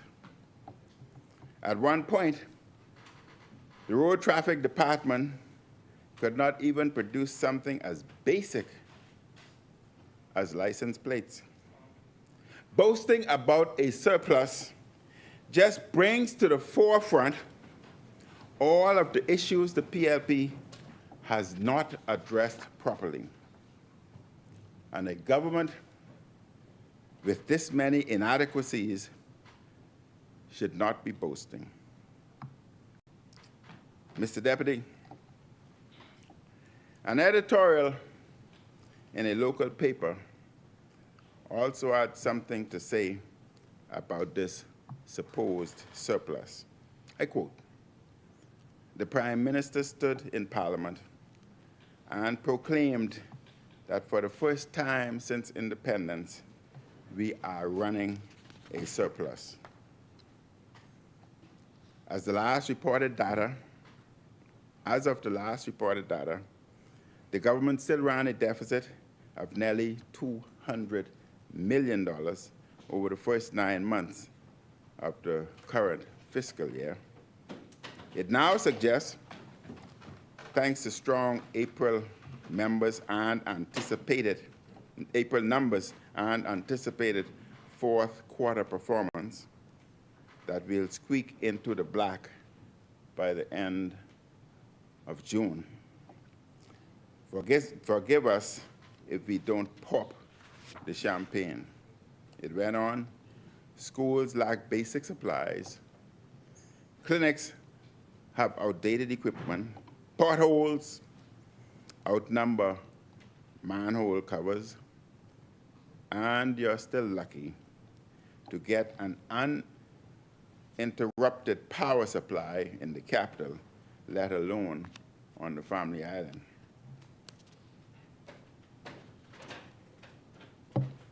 The infrastructure is crumbling, yet the government is patting itself on the back for supposed fiscal discipline, end quote. Mr. Deputy, the PLP pledged in its 2021 manifesto to build a hospital in New Providence through a public-private partnership. Something went wrong with the public-private partnership, part of the idea, it seems. What we have before us now is that the government is set to borrow nearly $300 million from China for the hospital. What is unfortunate about this is the governing party canceled our plans for the ongoing redevelopment of Princess Margaret Hospital. That new multi-story wing at Princess Margaret Hospital would have been opened right now. It would have been built with mostly Bahamian labor. And now the PLP administration is faced with having to allow in a large number of Chinese workers to build the hospital. As part of China's lending, they get a general contractor, they get the workers, and we are to pay back the loan with interest. I assume the materials will also be purchased from China. I understand that the PLP administration is scared to announce the large number of Chinese workers they will have to let in to build this hospital. We know, Mr. Deputy, it will be many hundreds, if not thousands. Why is the PLP hiding the numbers? Even as they were boasting about their concern for Bahamian workers this past Labor Day. The government needs to come clean and advise the Bahamian people of the details of this proposed loan. How many Chinese workers will be allowed to come into the country to build this hospital? It is unfortunate that we are here. And we are here because the PLP chose to go to China, knowing the Chinese policy demanding the general contractor and the workers as part of the deals. We have a country, Mr. Deputy, with a youth unemployment that hovers around 20%. Yet the PLP is entering deals to give employment to Chinese workers. This is not how it should be. The Bahamian people did not elect the New Day administration to find work for Chinese citizens. Many were hopeful that this deal would not happen. However, the Chinese ambassador last month,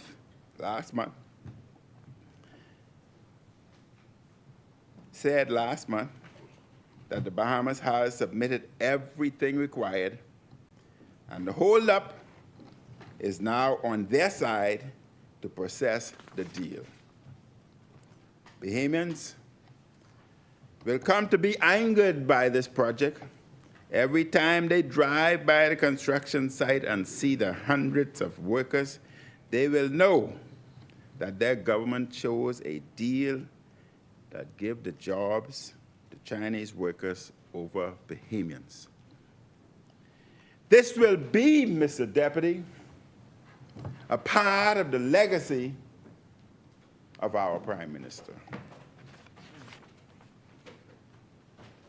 When he chose his largest public work projects, he did not put Bahamian first. I want to repeat that. This will be part of the legacy of our Prime Minister. And when he chose his largest public works project, he did not put Bahamians first. Remember that slogan? Remember that slogan the PLP had at one time? They used to say, Bahamian first.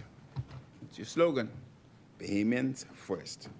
Now they're saying, foreigners first.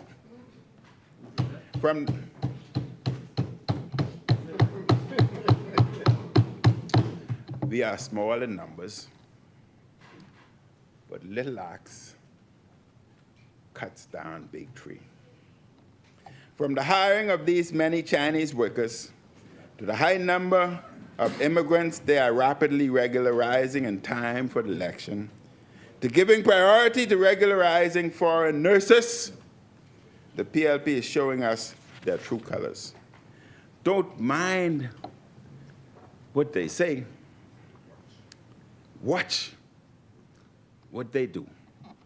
Mr. Deputy, the other problem with this hospital is staffing. The country already has a chronic nursing shortage. Where will the nurses and medical technicians and specialist physicians come from to operate this hospital?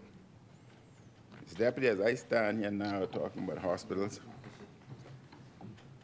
I'm a proud father, knowing that the last of my son, the youngest, was following in the footsteps of both his father and his older brother, who is now a physician, has been accepted and starts today in the United States in a specialization program. He's specializing, and I'm happy for him achieving that.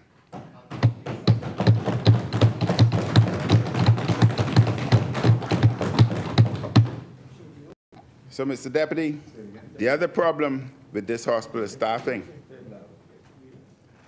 Where will the nurses and medical technicians and specialist physicians come from to operate the hospital? Remember the mini hospital in Abaco? Remember the mini hospital in Exuma? State of the art.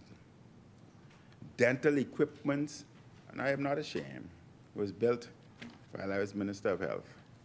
The dental equipment and dental machines, from they were put in, some are still in the plastic, never has been used, don't have staff. X-ray facilities put in, never has been used, no staff. The problem is staffing. And you want to embark on another facility, another white elephant? We already have grave problems delivering quality health care at PMH and the RAN. And now the PLP will split those scarce resources between two hospitals, miles apart on New Providence and other hospitals and clinics throughout the country.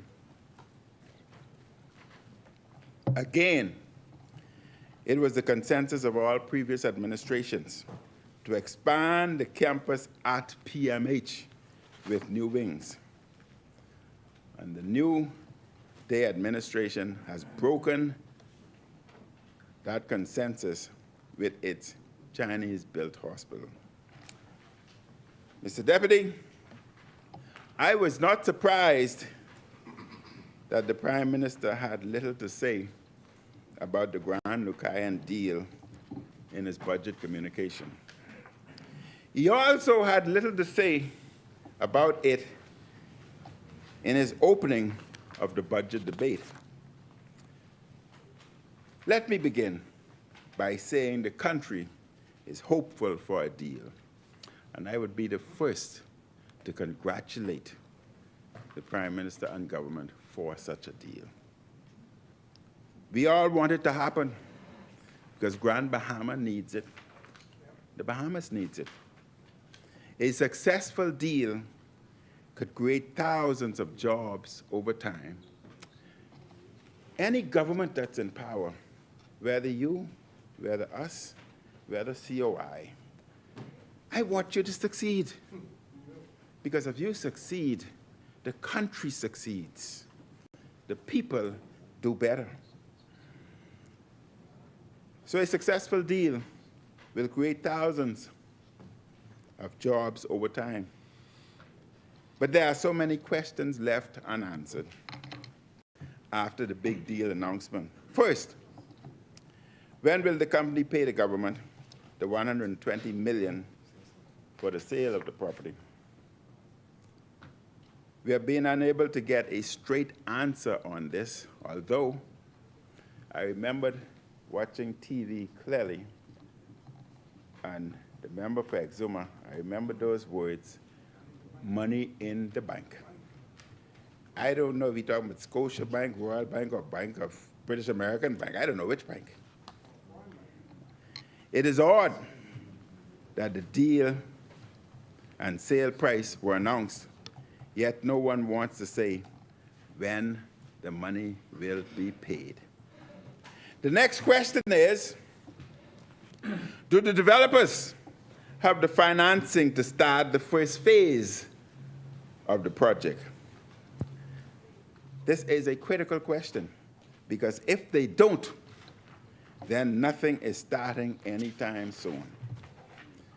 The Nassau Guardian, Mr. Deputy, pointed out in an editorial, I quote, "Let's also talk about what was conspicuously absent from the Prime Minister's lengthy presentation, the Grand Lucayan Hotel. Not one word about the flagship property in Grand Bahama, which his administration insisted it would sell to be redeveloped and make profitable." It went on. "The silence since the sale is deafening. No proceed from the sale is present in the budget. Grand Bahama is desperate for a real economic engine, and the government's inability or unwillingness to speak to its future touted flagship property is a red flag," end quote. Mr. Deputy, the next critical question is, when will the Grand Bahama Airport be built? The PLP keeps promising an airport, but nothing is happening. The airport is key for these developers. They need a modern airport to be able to bring in the visitors to patronize the property. The resort, boy, you take long to come, that's all I could say. The resort cannot succeed without a new airport. The Bahamian people want to support the government and developer. Bahamians want to see all 7 components of this resort built to maximize the economic opportunity for Grand Bahama. However, we need these fundamental questions answered so that there is clarity on the way forward. There's reason to be skeptical about the Grand Lucayan based on its recent history. Mr. Deputy, I'm going to shift gears here and get back to my speech, because I hear repeatedly, have we built no houses? I hear repeatedly that we are not the party for the poor. That's true. That's true. I am a descendant of poverty, and I support there for them. They quoted me, and I went back and reviewed what I said, and I watched it closely on my TV screen. And I want to quote it. I want to quote so that the world would hear what I say, and then the world would see what I did. Let me quote. In our next term, I want to concentrate on the poor man.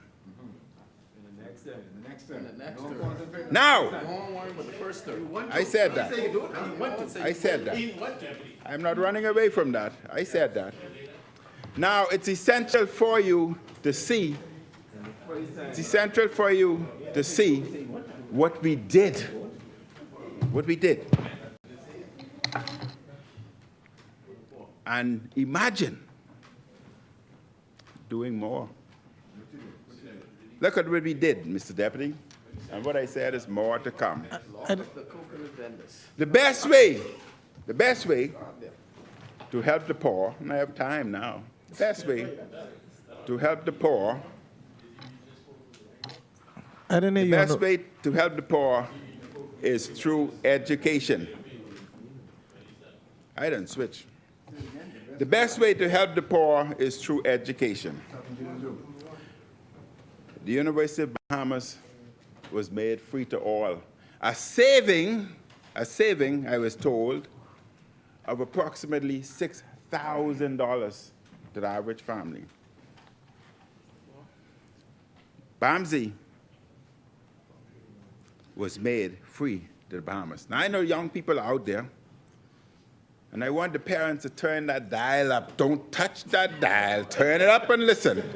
We don't use dials. I want the young people to send the WhatsApp communication so that they would all hear and listen, because I'm speaking to them.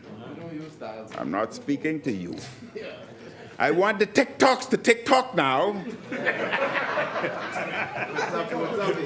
so that they too will hear what I'm saying. So that when I go to the gym, I can sit down, I can exercise with my earphones on, listen to the TikTok, and enjoy myself. BAMSI, listen Bahamas.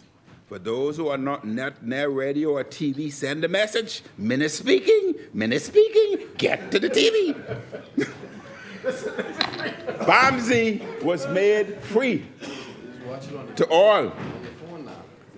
PTVI was made free to all Bahamians. And since that has happened, the enrollment rate to all has increased dramatically. In addition to that, the pass rate and certification rate, especially at BAMSI and BTVI, has increased. Each student traveling from the Family Islands to New Providence for education, tertiary, BAMSI, UB, are given $500 per month to assist them with their living accommodation. That's an additional, so 6,000 savings, and a month I had the 500. You're talking about over a year, at least an additional. How much thousand that, fellas? Y'all add it up. Preschool. Preschool, we expanded preschool, free. And we were working towards universal preschool education. Mr. Deputy, that was important. We were told when coming to office that 60% of the students entering grade 1 were not prepared. It meant that this lack of preparation was carried to grade 2, grade 3, and so on, and hence we see the end product. It's also known that individuals with preschooling, they're the ones that become the leaders of the country, CEOs, managers, presidents, etc. Why should the poor not be included in that category? Why should only the wealthy, or those who can afford it, place their kids in an advantageous position over people like me from Baintown and others? Why? And therefore, it was essential to ensure that we provided free preschoolers to all. We worked with over 100 private preschool, New Providence, Abaco, Andros, and others, and provided them with funding so that they can expand their facility to accommodate as many as they can. And we, the government, would pay them, in addition to giving them money to expand and upgrade their facility, we would pay them $2,000 per year per student. Thousands and thousands of Bahamians subsequently entered preschool. We recognize that the family islands may not have had sufficient or adequate preschool, but we made a determination that we were not going to marginalize the family islands because we are all Bahamians.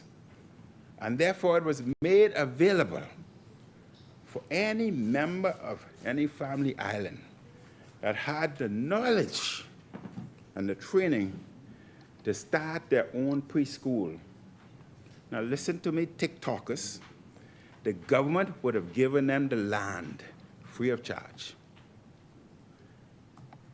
Their entire, everything, their school, the construction, basically tax-free. Everything brought in tax-free. In addition to that, you received the land free, tax-free, all your supplies, equipment. In addition to that, the government would have provided you up to a $250,000 grant from SBDC to assist in your construction.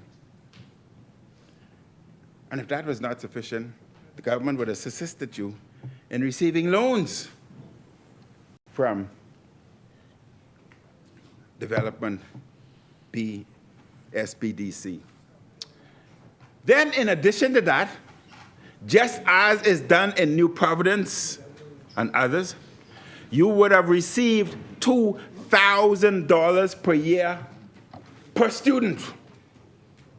And we don't like the poor. Mr. Deputy, we were the first country in the Caribbean to establish a virtual school.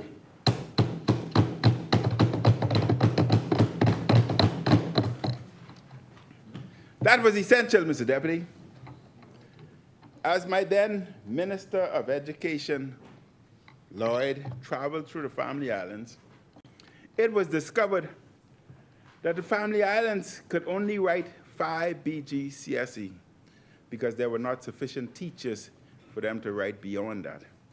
In order to qualify for Bahamas Merit Award Scholarship, you had to write 8. You had to pass 8. The family islands were automatically excluded. All awards and scholarships of that nature went to New Providence and possibly Grand Bahama. St. Augustine, St. John's, Government High, etc. The family islands could not. We introduced the virtual school, and as a result, the family islands could now write in excess of 8 BGCSE and subsequently qualify under the FNM administration to obtain the All Bahamas Merit Scholarship Award. Yeah, I got 15 more minutes. Mr. Deputy,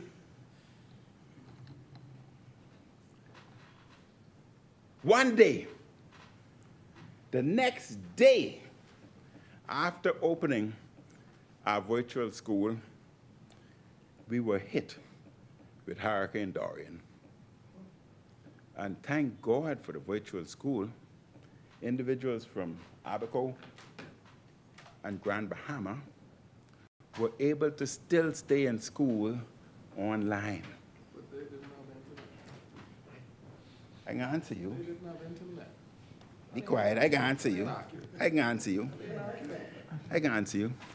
Tablets. Over 40,000 tablets were provided for the poor and many others to ensure that they could stay online. And Mr. Deputy, Mr. Deputy, stop that clock, because I don't want any interruption. The young man would get the... On your feet. Mr. Deputy, Mr. Deputy, we negotiated with Alive and BTC to work and introduce Wi-Fi into respective homes so that education could continue. What happened? They provided, in case you're not technologically savvy, they provided the Wi-Fi boxes and also data cards. They also increased the bandwidth in the given areas to accommodate homes, businesses, and schools.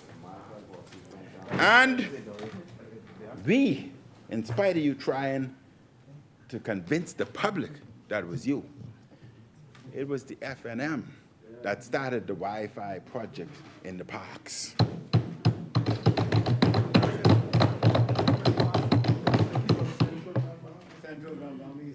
It was us. It was us who removed VAT of bread basket items. And I know with the next budget, you'll probably announce that bread basket item is free, so that you believe you're fooling people that you're continuously decreasing. Mr. Deputy, we also introduced legislation and made the inner city tax-free. We made the inner city tax-free. And it was supposed to be extended tax-free. St. Barnabas, Angliston, parts of Camp Road, parts of Fort Charlotte, Rock Crusher, and Gambia. The bill for the extension was completed. All you have to do is bring it forth. But instead, what did they do, Mr. Deputy? They stopped the inner city tax-free program. But Bay Street has a similar program.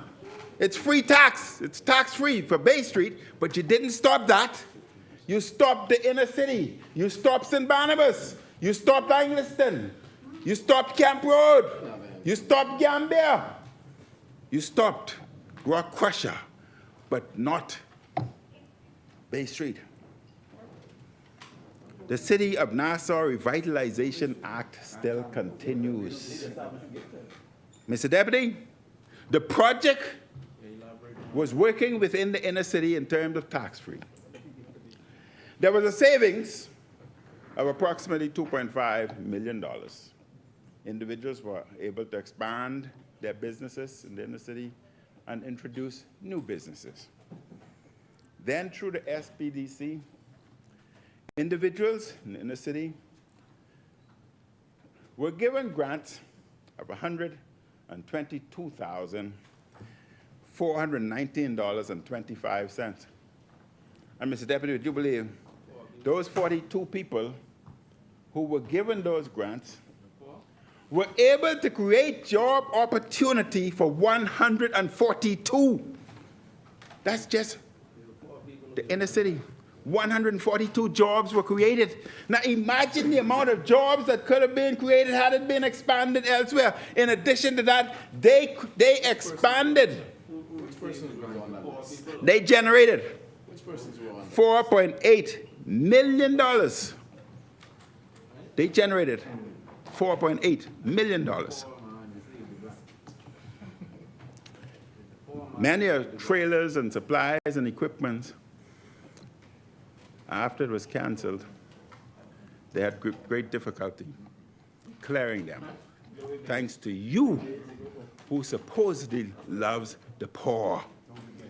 So Linden would be embarrassed by you today.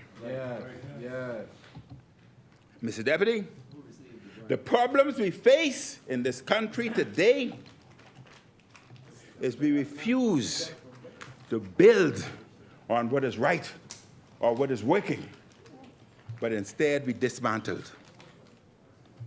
The member for Angliston is doing a project there on Wolf Road, a polytech school. I went and I toured the facility, and I must congratulate her for what is being done. They explained the program to me, and I think it's an excellent program. It would help to uplift the Bahamas.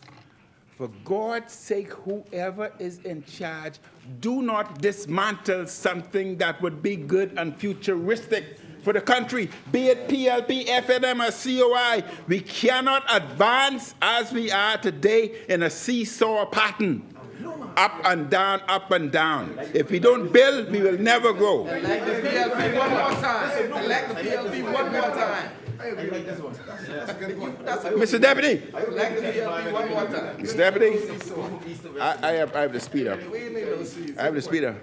When we came in, the subdivision, Industrial Garden subdivision. Those homes, no, it's not an F&M project. It's a PLP project. It's a PLP project. Those homes in that subdivision were sold to those people for $180,000. When we came, we thought that was expensive. We subsequently dropped the price for the remaining homes to $140,000, a savings of $40,000+. And then you were advocating at that time that the people who paid the $180 should demonstrate and put pressure on the F&M so that they can get that rebate. Well, you in charge. Did you give them the $40,000 rebate? Mr. Deputy, we spoke about introducing the Universal School Feeding Program, of which you took. But you did not understand the extent of the program. You're bragging about the breakfast. That's one component. The program was to incorporate breakfast, lunch, and a snack, because it included an after-school program so that individuals would be supervised after school with homework and studies. And there was a sports program so they can exercise and try to manage the problems we face today with obesity and chronic non-communicable diseases.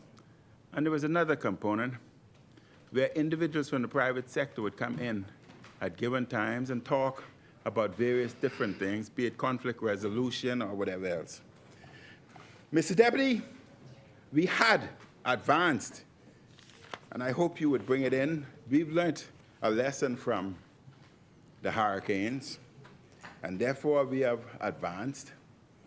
a micro-hurricane insurance for low-income Bahamians, so that Bahamians would be able to immediately obtain $10,000 to $15,000 after hurricane to assist them at least the immediate repair of their home, so at least they can move in. Don't stop such a program. Now, you talk about housing, that we built no house. Let's look at our program. We were concentrating on putting the lands in the hands of Bahamian. And the Prospect Ridge project, which you abandoned, the concept, what was being done, Mr. Deputy, what was being done, the government had identified 3 properties within the New Providence community, and those, two-phase, we passed the law that all government subdivisions are declared tax-free. The law is there, the Affordable Home Act 2018. Prospect was no exception. Individuals be able to bring in all their equipments, all their supplies, all their percolators, everything duty-free. We were selling the land, Prospect, 40,000 residential, 30,000 residential, 40,000 commercial. The properties were valued at that time $160,000, which meant that they had $120,000 equity. The banks in the financial sector had already agreed that because of the equity, they would not have to come up with any down payment. That is the biggest obstacle for home construction. No equity. 1,500 people had already applied for the 300 lots. It would have been, all they would have needed was a job to meet their financial commitment. But monies were there for the construction. And Mr. Deputy, that was part one. That was part one. And that's why we brought in the Affordable Home Act. There was another legislation that was being drafted to follow. Now, this I want the Bahamian people to listen. I want the Bahamian people to listen. The next legislation, the first legislation, which is here, Affordable Home Act 2018, declaring all government subdivision tax-free, and you can make the necessary amendment so that you can expand it. The second phase was to bring forth legislation stating that every Bahamian, I have a copy of the act for you, so that every Bahamian would receive,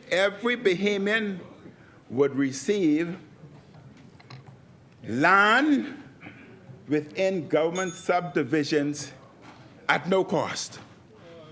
Every Bahamian entitled to land in subdivisions, legislated, and we were going to build multiple subdivisions throughout the Family Islands. Imagine, you get your land free, no taxes, etc. And people say it's impossible. It is not impossible. The government has 2.5 million acres of Crown land today. 77% of the land today is government-owned, Crown. There's only 23% owned by the private sector. Also in the legislation would have been, you can only sell the land if you choose to sell. You can only sell to Bahamians. Because it was our view, our government, things changed. It was the Minister administration's view that Crown land should always remain in the hands of Bahamians, not foreigners. The private lands can go, but not Crown. Mr. Deputy, we also followed the program that was introduced by the FNM under the Hubert Ingram administration, where there were many people who had Crown land, had built their homes, and had not yet received the grant. we continued that program, and we commenced in Inagua and moved forward. All I say is imagine if I said that we will do even more for the poor. Can you imagine what the Bahamas would look like? Ms. Deputy, just give me 3-4 minutes. I want to speak to my constituency. 3 minutes, honorable member. Thank you very much, Mr. The Deputy. chair recognizes the honorable member for South and Central Andros. Thank you, Mr. Deputy. Before he moves on, I noticed he was moving on from the poor part. He said he doesn't want to go back. So before he moves on, I want him to speak about this Prospect Ridge community that he says he was dealing specifically with the poor. But one of the requirements was that for the purposes of this project, a professional, what you had to be in order to get one of the lands, is someone who is accomplished in his or her field. And also, they had to show financial stability, where they could show that they qualify for a loan from a financial institution. He tied in his Prospect Ridge project with dealing with the poor. So I want him to explain what were those two requirements for the poor to be able to get a property in the Prospect Ridge. My time is up. You giving me the extra 3 minutes? Hold on. Yeah. If you give me beyond that, I would gladly love to respond. Honorable to the member, you want me I to would give him 2 gladly. minutes? So No. If you want Okay. me to respond, no. I would love to respond. okay. I would So love- three honorable member, we'll give you three minutes to wrap up. What about the respond? 3 minutes to wrap up. What about the respond? He said. Mr. Deputy, all I'm saying is imagine all of that was done in spite of 2 hurricanes and in spite of a pandemic. The last one that was seen was in 1918, and the next one is projected to be 2118 to 2119. I won't be here. But, Mr. Deputy, I want to speak to the residents of Kalani. I want to remind them that we will be repairing very soon the park in Gambia Tropical, and we will also commence the park in Kalani Shores. I want to remind them that we will have extra Ring doorbell cameras coming in, and each and every member in the Kalani constituency is entitled. Therefore, I want to remind them. I will remind them that we must complete the CCTV camera system for the Sea Beach area. And Kalani must remain strong. I want to remind them that I am running in Kalani, and I look forth to their vote, and I look forth to their continuous support. Amen. We must keep Kalani strong. Yes, sir. Kalani will remain strong. We will deal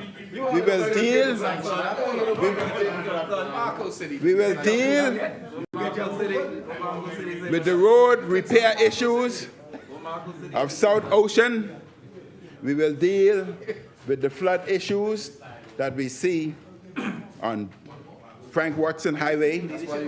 And we're about to deal with the signage problem on Devonshire and Yorkshire. And I've been assured by the minister the pothole in the western end of Yorkshire is being addressed. Mr. Deputy, keep Kalani strong. Kalani love you,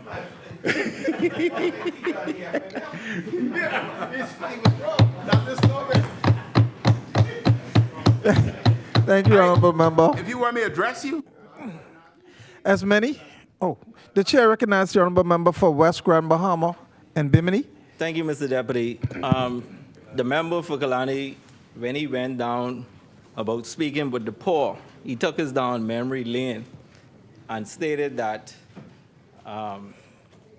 he did a VAT-free over in the cities. And he spoke about SBDC and what he did and who took advantage. But could the member for Kalani state how many persons or how many poor persons receive a SBDC grant that he gave?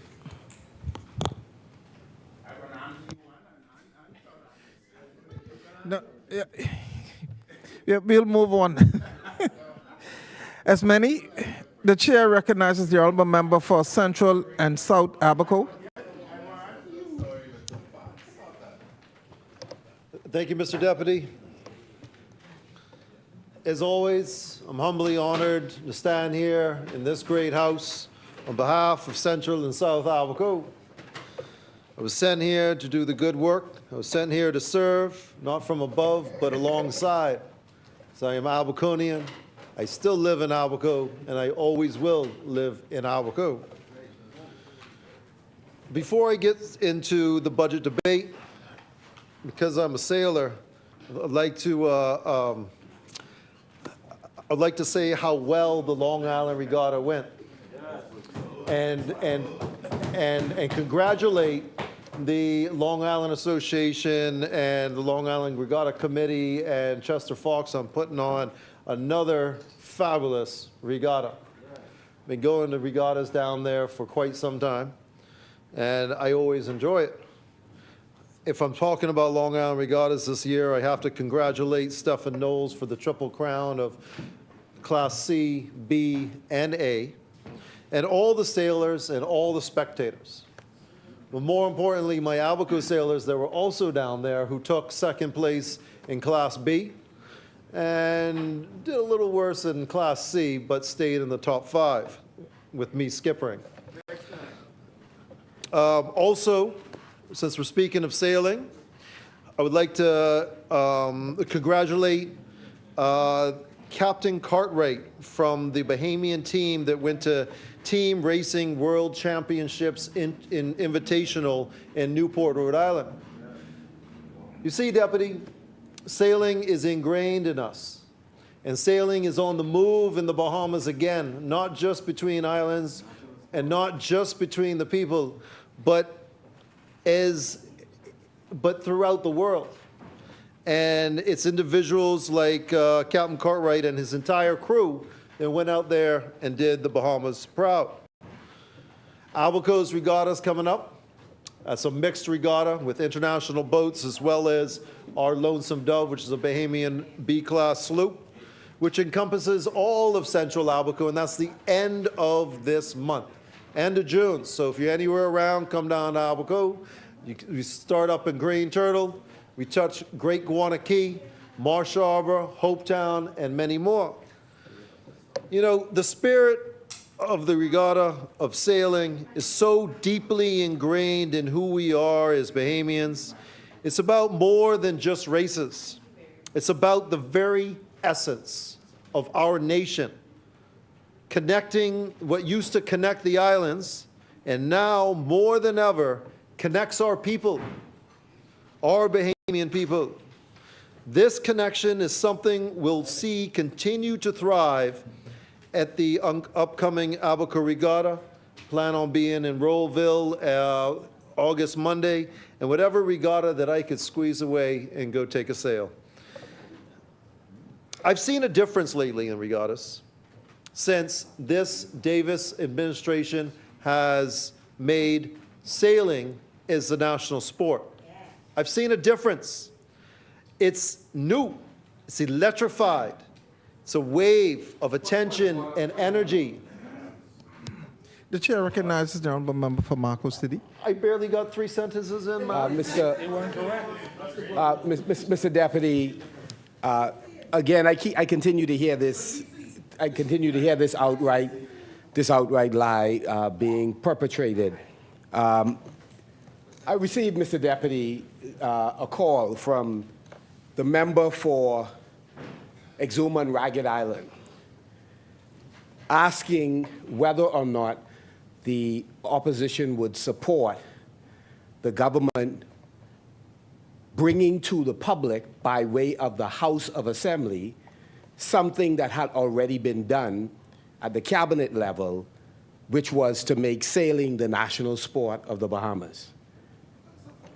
And again, we had no difficulty in so doing. We had, while we were in opposition, the opportunity to go to, while we were in government, to go to multiple regattas, Mr. Deputy, where the then leader of the opposition and the Deputy Prime Minister attended, gave their support that it would become the national sport of the Bahamas. We went through the process of consulting all of the association, the federations, and again, took that cabinet paper to cabinet, and sailing became the national sport of the country.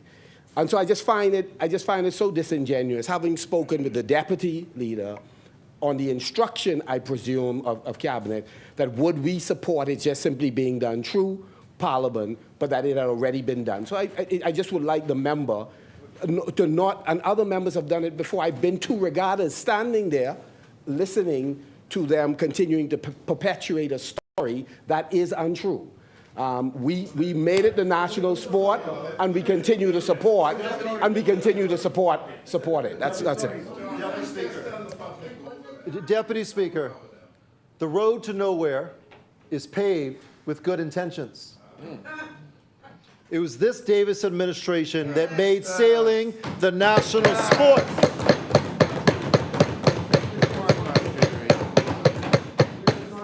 I know what sailing is. I've been there. I'm not in resort wear, hanging out on 1A class and call yourself a boatsman. Actually skippering boats. I know what sailing is, all right? This Davis administration has made sailing the national sport, and I see a revitalization of sailing throughout this country. We are sons and daughters of the sea, Deputy. And I've said it before, and I'll say it again. We are sons and daughters of the sea. But, my fellow Bahamians, I want to take a moment and reflect on where we've been and how far we've come. Not long ago, previous to this administration coming into power, it felt like our beloved ship, our beloved sloop, the Bahamas, was sinking. We were taking on water. The hull had been severely damaged. The sails were ripped, and we were on the verge of sinking into the abyss. But we did not give up. This Davis administration and all my colleagues in the PLP did not give up. Instead, we worked tirelessly to float the ship and fix the hull and mend the sails. And under the astute leadership of our captain, the Prime Minister, the Honorable Philip Brave Davis, the good member from Cat Island, Rumkey, and San Salvador, we've not only patched the leaks, but have filled the sails and are now sailing full force into a bright and prosperous future.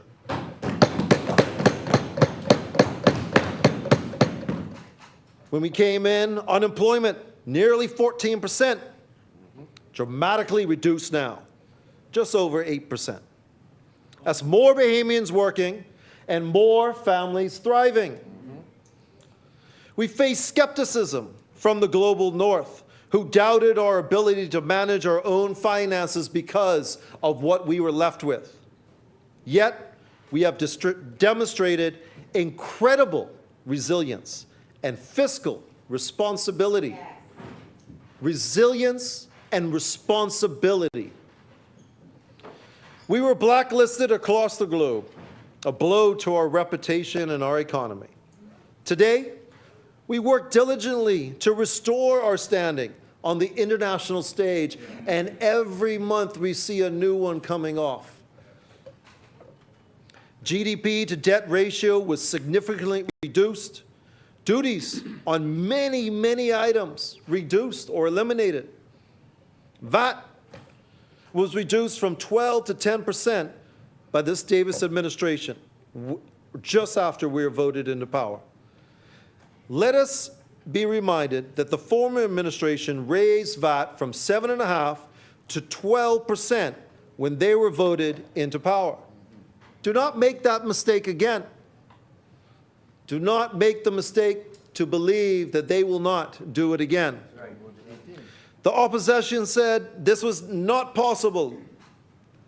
Deputy Speaker, they said it was not possible to lower VAT and still be fiscally responsible. But with hard work, unwavering dedication to the Bahamian people, and when we work together, all is possible. We hear often about breadbasket items, all 23 items. Let's discuss this. Let's discuss this breadbasket item thing. On average, breadbasket items account for about 20% of the average food bill. In Abaco, it's like 15%, okay? So on the other 80% of your food bill. Deputy Speaker, point of order. The chair recognizes the honourable member for St. Anne's. The honourable member for South and Central Abaco said that when the PLP came in, the Bahamas was blacklisted all over the world. The elections were in September of 2021. The Bahamas was not blacklisted in 2021. The Bahamas was blacklisted in 2022 under the PLP. The member for South and Central Abaco has also said that when they came in, there was this sloop that was going into the abyss, and they began to patch the holes. I'm hoping that he can tell members of his constituency today why the morgue in South Abaco in Marsh Harbor is not functioning. That would be a black hole that I'm sure his residents would prefer to hear from him on, rather than him making pronouncements to his audience of PLP cabinet ministers.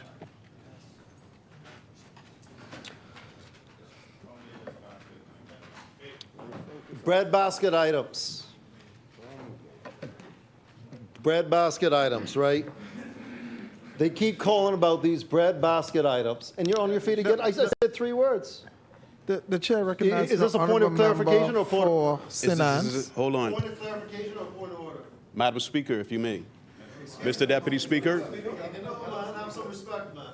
he has said something that was inaccurate on the record when he said that the Bahamas was blacklisted around the world in 2021. I would ask that, Mr. Deputy Speaker, that you have that withdrawn from the record or removed from the record. If he doesn't so, withdraw it. Thank you, Mr. Deputy Speaker. The chair recognizes the honourable member for Freetown. St. Anne's has risen, he's made his point, it's not been accepted.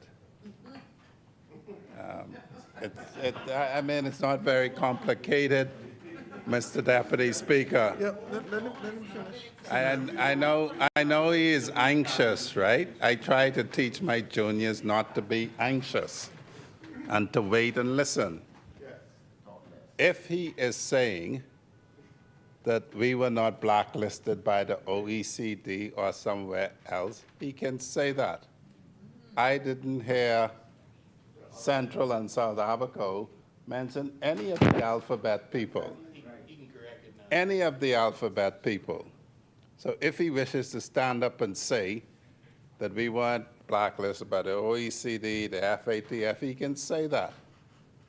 I didn't hear that fall from Central and South Abaco. I heard him say we were blacklisted all over, and if you go around telling people we're a bunch of crooks, then that's the classic blacklisting by the leader of this country. And so I don't understand it. Abaco, South Central and South Abaco was quite clear. They spent a lot of money during the COVID and Dorian years, more than the PLP did at particular times, to go around the world and tell the people that. And then he complains that we're not blacklisted when the leader of your country say you're a bunch of crooks. So, Mr. Deputy Speaker, Let him finish. I mean, we were blacklisted in 2020 by the European Union and taken off the blacklist in 2022. But, Mr. Deputy Speaker, it'd be nice if I could continue my contribution without saying ands, interrupting me every sentence. So, as I was saying, trying to say, the chair recognizes the honourable member for St. Anne's. Mr. Deputy Speaker, since the good member for Freetown did rise to his feet and went around the mulberry bush, essentially to say that he did not deny that we weren't blacklisted. My point was that we weren't blacklisted when the PLP came in, and he didn't refute that, Mr. Deputy Speaker. Thank you, Freetown. Thank you, Freetown. Thank you. Mr. Deputy Speaker, do I have your permission to Yes. continue? Thank you. Now, on these breadbasket items that they talk about so much, and I know the good member for St. Barnes is a good marketing tactic, but that accounts for 20% of food bills, right? 20% of food bills. So when they say they took VAT off of breadbasket items, they took VAT off of 20% of your food bill. The Davis administration took your food bill, 80% of your food bill, the majority of your food bill, from 12 to 10 to now 5%. 5%. The majority of your food bill and medical items and so much more. So when they speak about bread basket items, do not be misconceived. And on top of that, what we've taken off is on unprocessed foods. Now let me explain this to you.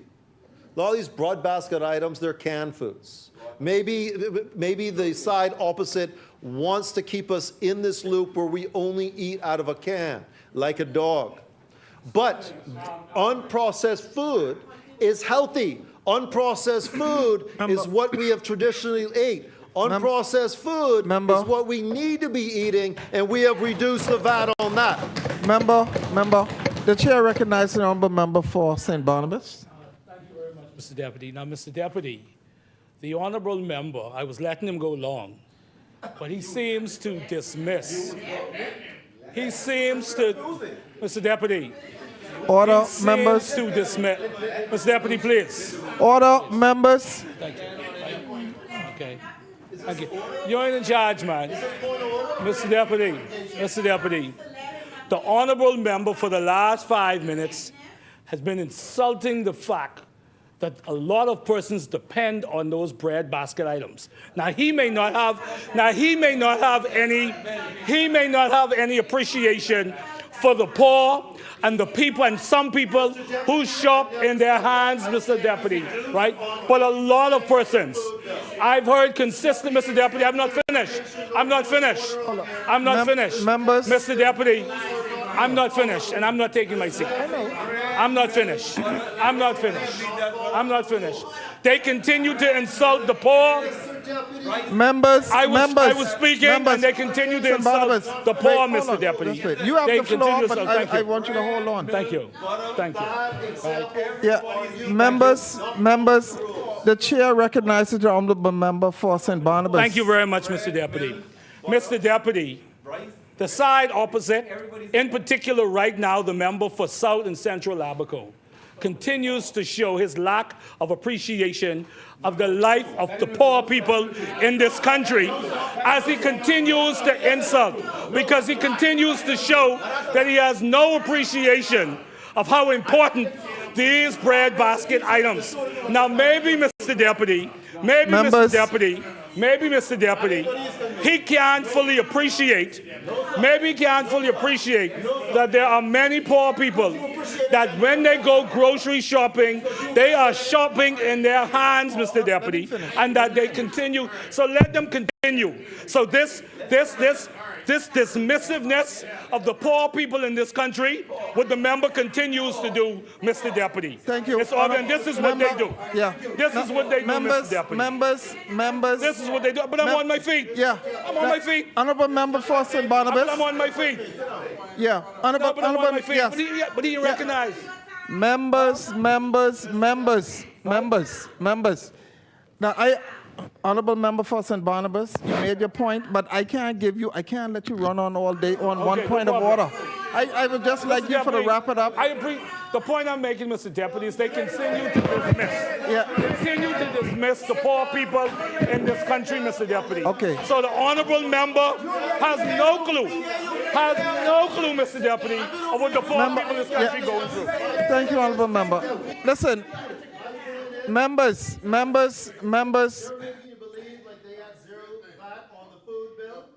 Yeah. That took it down on 80% of the food bill, and not just a little fraction. Okay, honorable members, I'm going to ask everyone to just settle down for a minute because everybody's just getting up. I don't even see the point of orders. Everybody's just arguing points and just, listen, not today. Yeah, we been in here all day, man. Honorable member, the chair recognizes honorable member for Freetown. Mr. Deputy Speaker, I only rise, although Central and South is on his feet, because the members for St. Barnabas cast a wide net. A wide net. He say all of us. Now, Mr. Deputy Speaker, I heard Central and South Abaco say, and it's something we've all been saying, that breadbasket items form 20%. Which means you take it off 20% and you increase it 60% on the rest of it. A very simple point, the little butane containers that people use to cook their foods increased by 60%. And we've removed all duty of it. He says he knows about the poor. He probably thinks the poor have gas tanks outside their house. We know that the poor cooks with the little portable stoves with the cylinders that they buy. If you know the poor people, you know this. Unless poor people in St. Barnabas, different from poor people elsewhere. Because, Mr. Deputy Speaker, this is what we do when he wrongly cast us. It's a point of order when you say what we know. Central and South can take a exception for himself. I'm taking exception for me and my colleagues. They need to understand, and it's something that the Bahamian people need to know. And I see them looking smug. But to believe that I don't have anybody related to me who lives somewhere that would be considered the inner city, who is considered the poor, who I may have to assist week in, week out. Members, let him finish. Who I would therefore know, Mr. Deputy Speaker, what their food bill is because I assist them in getting it. That is the case with many of us. So don't tell us about the poor. Go find out what people in St. Barnabas cook on. The chair recognizes the honorable The chair recognizes Sinance. Just a point of clarification. I'm just going to invite the member for Central and South Abaco to withdraw his statement that people who eat out of cans are like dogs, Mr. Deputy Speaker. The chair recognizes the honorable member for Central and South Abaco. I did not say that, and that was entirely misconstrued. What I said, Mr. Deputy, let's leave it here. For the good Bahamian people, watch these fancy words that they talking about. Because what they talking about is a little fraction of your food bill when this Davis administration is cutting it by leaps and bounds. And I'm sure they're going to stand up about 5 more times through my contribution on things that have no relevance just for politics. So watch the road. Watch the road.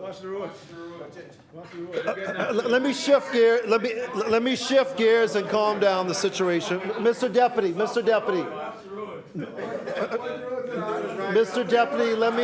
let me shift gears and calm down the situation and give some bright news, some good news. You know, tourism is where I am honored to serve where the good member from Cat Island, Rumkey and San Salvador had placed me to serve underneath the Deputy Prime Minister, the good member from Exumas and Ragged Island. And there are particular areas to which I assist him in elevating our tourism product throughout the Bahamas. I'd like to touch on a couple of these, just a couple. Yachting. Yachting in the Bahamas. Yachting in the Bahamas continues to be solidified as a premier global yachting destination, showcasing resilience and growth in the sector. Yachting in the Bahamas, our numbers are up. What the side opposite refers to is yacht charter boats. The actual vessels have decreased slightly last year. The yacht charters themselves have increased. So what we're discussing, what we are talking about here, right, is that the demand for the Bahamas is still up. And just because some owners have taken their yachts elsewhere, the other owners are benefiting because those people still are coming to the Bahamas to charter yachts. Yeah. You will see an increase, a significant increase throughout the Family Islands, for yachting and boating in a whole. Year after year, our numbers are increasing. I know this. This is part of my job.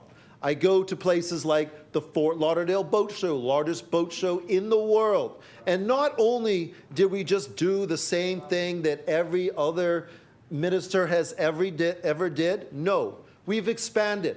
We not only have a presence in the boating sector, but also in the yachting sector now.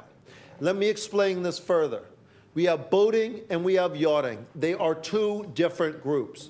The boating are the smaller, under 40 foot. They come over from the Carolinas, from Florida. They rent a house, a golf cart or two. They are one group. Then we have the yachts, over 120 foot. They are slim and in between. Let me tell you how slim and in between they are. There is 14,000 in the world. A quarter of them are actual charter vessels. 20% of them charter outside the Mediterranean. Let's get that right. A quarter of all yachts are charter vessels. 20% of them are in our hemisphere. We're fighting for a few hundred vessels. And the Bahamas leads the charge.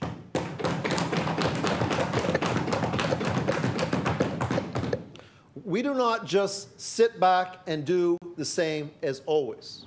We not only have a presence in Fort Lauderdale Boat Show and Palm Beach Boat Show, the two most significant shows on the East Coast, but we also have a presence in Monaco.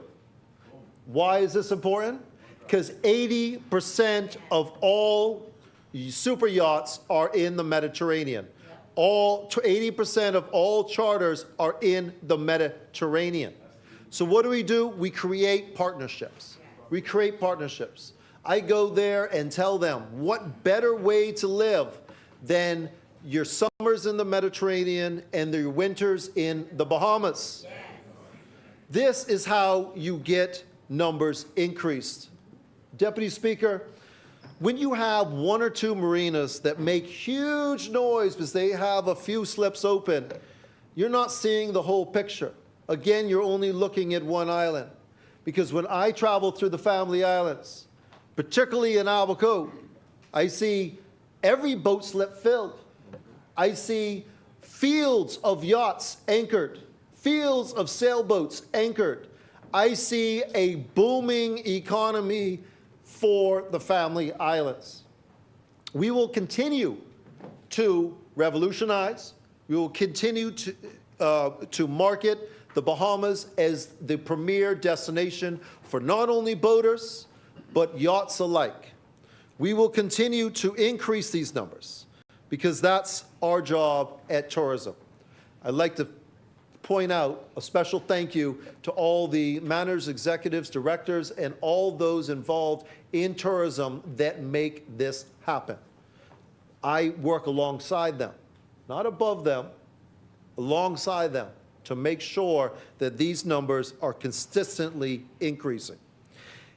We are not only increasing where we are or what we're doing, but we're also having industry meetings, multiple industry meetings and discussions to see how to better our industry, how to make it more smooth, how to attract more guests than we already have. These meetings are inclusive of all the industry partners, the port department, the port controller and assistant port controller, Bahamas Maritime Authority, with the managing director and CEO and marketing managers and technical officers, Association of Bahamas Marinas, including the president and multiple marina operators. Bahamas Yacht Broker Association, which I'm going to circle back to that because that's a very important thing I want to bring up. Bahamas Immigration, Bahamas Customs. We have meetings together, stakeholder meetings together to see the best path forward. In these meetings, I realize that there is no such thing as a Bahamian yacht broker because the legislation does not allow for it. So what do? We set up and put together a white paper. We've passed this white paper along for further consultation, for further diligence to see how best we could adjust it so that we could have a Bahamian Yacht Broker Association. Let me explain this. So maybe some of the yachts had left, like I said, but demand has not diminished because the other yachts that stayed have increased charters. The ones that left are probably due to their brokers who make 20% on a charter. Charters, $100,000, $200,000, $300,000 a week. That's before provisioning. Could you imagine Bahamians being able to sell charters in their waters and make 20% of $150,000? I think that's a good paycheck, right? These are the things we're doing, Deputy Speaker. These are the things we're doing. We're not just sitting by and watching numbers go up and down. We are interacting. We are figuring out how the next generations can benefit more, how to fix it properly. Not just put a patch on it, but fix it properly. All this rhetoric that I hear over the months and months about this and that of the yachting the yachting industry is not indicative of what is actually happening. What's happening? Strong demand. Numbers are up. Industry partner meetings, white papers formulated, diligence being done on to make our yachting and boating sector better for future generations.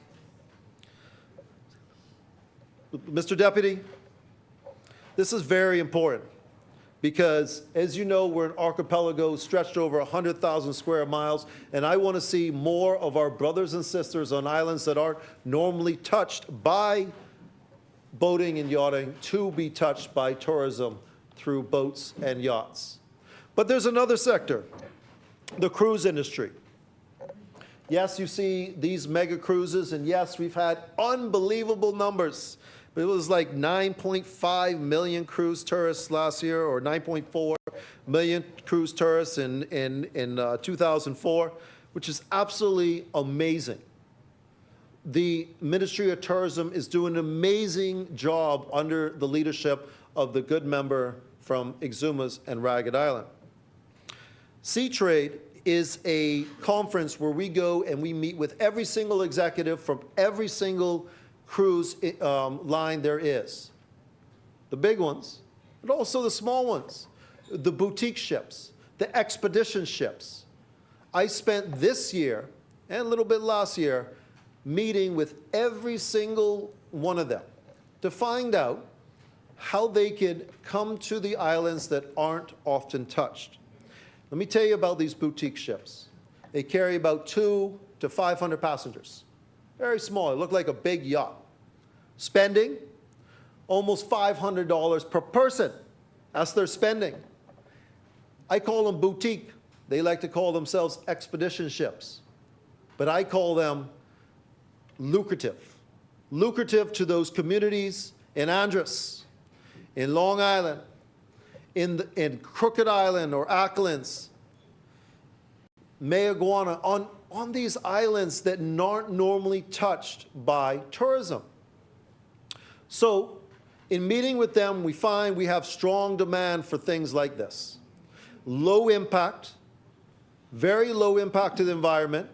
When they leave, you don't ever know they're there. When they're there, the locals know they're there because they spend money. That's what they're there for. They want experiences, real Bahamian experiences that some of us take for granted. I know I do. When I go through the creeks and I see 60, 80 turtles running around and maybe a pod of dolphins, man, that's just life.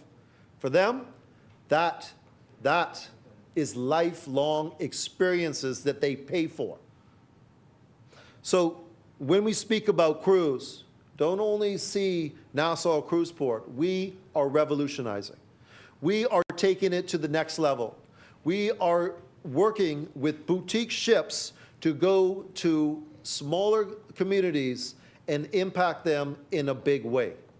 And also enable these smaller ships to stay within the Bahamas and do expedition tours and see multiple islands, to have multiple adventures throughout their week, 2 week, 3 week. They're also longer, so you don't see the 3 to 5 day. You see at least a week, 10 days, all the way up to a month, cruising through our islands and touching our people throughout the Bahamas. So the cruise industry is booming. I am assisting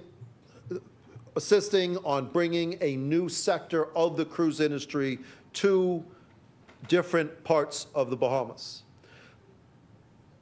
Hotels. Deputy Speaker, we have not only streamlined the hotel inspection process with partnerships with the DEHS, the Minister of Public Works, the Royal Bahamas Police Fire Department, and so on and so forth, but we're also quantifying our vacation home rentals, which is a large component nowadays. Some islands, they're like a normal rental. You can get them for $800, $1,000 a week. Some islands, they go for $15,000 to $20,000 to $30,000 to $50,000 a week. So we are also cleaning up and revolutionizing hotels. But what we do need is more hotel rooms. Our slight reduction in steady growth is due to the lack of hotel rooms. But this Davis administration is fixing that, constantly engaging investors and entrepreneurs to build more boutique hotels, to build more hotel rooms. As you can see, the major resorts, even like Bahama, they're expanding because the demand is that high. So not only are we looking at ways to increase numbers, but we're realizing what we need to do to have a consistent increase in numbers for generations to come. And that's more hotel rooms, more offerings, more experiences, and more islands touched, and not just a few. Deputy Speaker, what I'm trying to say is tourism's on the move. When you see this budget, you see a balanced budget with a surplus. It's because our sectors are strong. Not only tourism, but other sectors of our economy are strong. As we push forward, we're not only doing the same as always, but we are creating new opportunities for Bahamians, entrepreneurs, and we are taking tourism economies to islands that have never been touched before. And that is the name of the game, to make sure that this boat that we call the Brave Davis administration floats all Bahamians in all islands throughout our archipelago.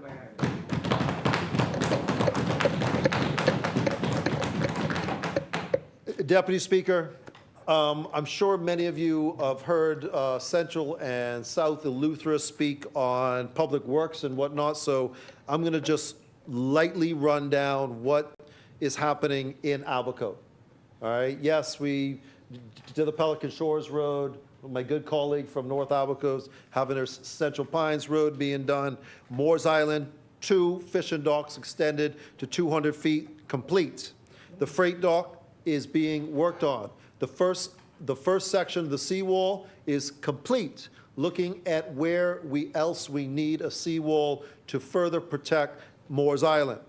Moores Island, the clinic, they have this little clinic in a can. I don't even know whose idea that is, because for an island of 700 plus Bahamians, a clinic in a can, as the previous former administration put it there, thinking that they are a little tiny island of maybe 10 people, but they are a bustling fishing economy. And the good member from Tall Pines has not only identified the area, set the plans out, but is moving forward on a proper clinic for Moores Island. And I was assured by the good member from Tall Pines that it is moving in the right direction, and we should see movement in soon time. I'm looking at, I'm hoping by the end of the year. But I know the stress that the good member from Tall Pines have. As an archipelago, we have 96 clinics in this country, and most of them need help. Sweetings Village, downtown Marsh Harbor, well over 100 houses. Hundreds and hundreds of Bahamians live there, and they drink in well water when there's potable water right on the street down the road. Every previous administration, let me bring this to light. Just like Central South Eleuthera had said, Central and South Abaco has been under the tutelage of the FNM for as long as I can remember. And yet, still, to this day, we have a community like that without potable water from right down the road. So what are we doing? We put together a water and roads holistic project, which is going to bid shortly, very shortly. There were 2 components. They had to be put together and merged so that the road wasn't done first and then ripped it up and put the water down. We're thinking. We're not patching things. We're doing it right. So we're going to put water and roads in Sweetings Village. You heard Cherokee Sound. Cherokee Sound is also growing. Cherokee Sound also has other small communities nearby, as well as Winding Bay and Little Harbor and so much more. That area can really do well, except the road is dangerous. It's curved. It needs repair. We're doing it in this budget. Manawa roads, been neglected for a long time, as something else that is going to be done directly. The Hopetown Government Post Office Building. We always called it the Post Office Building. It's a historic building. It's one of those that's most picturesque. It's not only the post office, it's the Royal Bahamas Police Force Station and the local government headquarters for all of the keys. This is a building that was built out of limestone many, many generations ago. And during my time at local government, we and a few others, including an architect, worked on a plan to put it back in the same view that it was before, so that the pictures taken when it's finished look like the pictures that were taken 200 years ago. And that is coming to fruition. Just recently, the architect gave his blessing for the architectural plans to be used by Public Works, and Public Works is now moving to the next step. So we will see that done. As I like to do, just like these things as I foreshadowed last year, I'll foreshadow some things that we are still working on and that will come up in the future. It's the Central Abaco Police Headquarters, the station, the Holistics Road Project, which stretches from Marsh Harbor to Sandy Point, which will service all the communities, the Hopetown Road between, if you know, Abaco and Sea Spray, which is a dirt road, used to be paved before Dorian, but it's still dirt now, and and a few others. It's not that we are neglecting to do, we're doing it right. And to do it right, it takes time. And to do it right, it takes effort. And that is what we are putting in. That's what I do on a daily basis, is to make sure that things that are being done are done properly. The Abaco economy, Deputy Speaker, the Abaco economy continues on an upward trend with near zero unemployment. That's hard to say. Near zero unemployment. The joke is in Abaco, if you ain't working, you don't want to work, because there's jobs to be had, high-paying jobs to be had. Entrepreneurs are able to build their dreams. All the time I see new businesses being built. Communities are expanding. Places like Walker's Key is expanding. Treasure Key in North Abaco. Treasure Key was signed on. That's an integral part of our tourism product. We're number 2 in tourism, only next to Nassau right now in terms of flights and stopover visitors, and we don't even have Treasure Key back. Can you imagine? Can you imagine the GDP that we can have if we were given all of our projects back? And slowly but surely we are getting them back. However, these things bring challenges.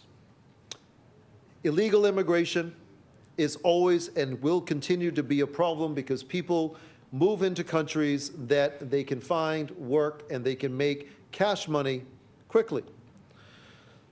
And we must be diligent as a country to make sure we have a lawful workforce. A lot of people say it's the Haitian nationals. It's only a part of the issue. The part that I would like to bring to light is we also have Americans and Canadians that are securing high-paying jobs. High-paying jobs. That's a threat to our youth. They are coming in and managing mom-and-pop restaurants where we have many skilled Bahamians that could do so. Caretaking million-dollar homes, we have many skilled Bahamians that could do so. These are areas that we need to pay special attention. A lot of times, we only see the big numbers. I see the quality numbers, those jobs that are taken on the slide. They come in, they pretend like a visitor, and they're working, making 6 digits or more, where our locals can be making that salary.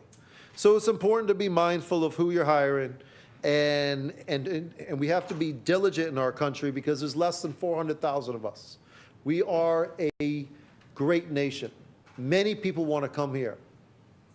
That shows we're a great nation. But we have to be diligent on how we deal with it. In my opinion, those jobs should be left to Bahamians. They're easy jobs. Many Bahamians are skilled for them. I would even go as far as say we shouldn't have realtors or real estate agents selling property if you don't have a Bahamian passport. That's me. That's my opinion. I'd like to see our Bahamians elevate themselves in the Bahamas. And that way we could cut some of our brain drain. We have many, many Bahamians across this globe that would love to come home if they could find the right position. But sometimes that position is taken, and that shouldn't be. We want a Bahamas for Bahamians. Deputy Speaker, in speaking of natural disasters, leadership in the face of devastation. Recently, we've had many, many forest fires throughout Abaco, in many different areas, up north, down south. Particularly the one that hit the hardest was in central Abaco. Is this a point of clarification or point of, you good? All right. Just checking, just checking. These forest fires in central Abaco nearly consumed Sweeting's village and was heading directly for Marsh Arbor. Nearly consumed an entire community. In a conversation with one of my second homeowners in Lover's Quarters, I had not realized that he had planes that were capable of dumping water. After the conversation, we realized that that can be useful. And immediately he took off from Texas and started heading this way. Remember what I said about leadership in the face of devastation? For that plane to get in, I needed certain approvals. It's Sunday morning. I called the PM. Called PM Davis. He was in church. I said, okay, call me right back. Right back out of church, called me right back because he knew that if I'm calling on a Sunday and there's forest fires, that is important. Leadership knows when to drop everything and lead. Immediately the approvals were had to bring that plane in. And immediately as that plane came into Abaco, it started fighting fires.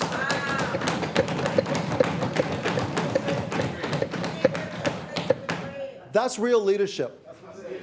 I lived through Dorian, where there was hurdles, and call this one and call that one to call this one, and people stopping boats with supplies and all kinds of matter of things. Charging you to evacuate and a lot more. A lot more. But when you see real leadership, you have to think, who would you want as PM if another devastating hurricane came? A leader, a prime minister that knows, listen to the man on the ground. Listen to a real leader. Listen to the man on the ground.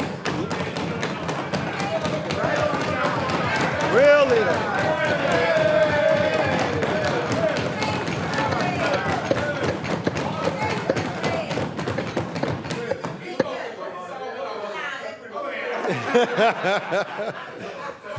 A real leader. So Bahamas, Deputy Speaker, who do you want as your Prime Minister should we be touched by another devastating hurricane?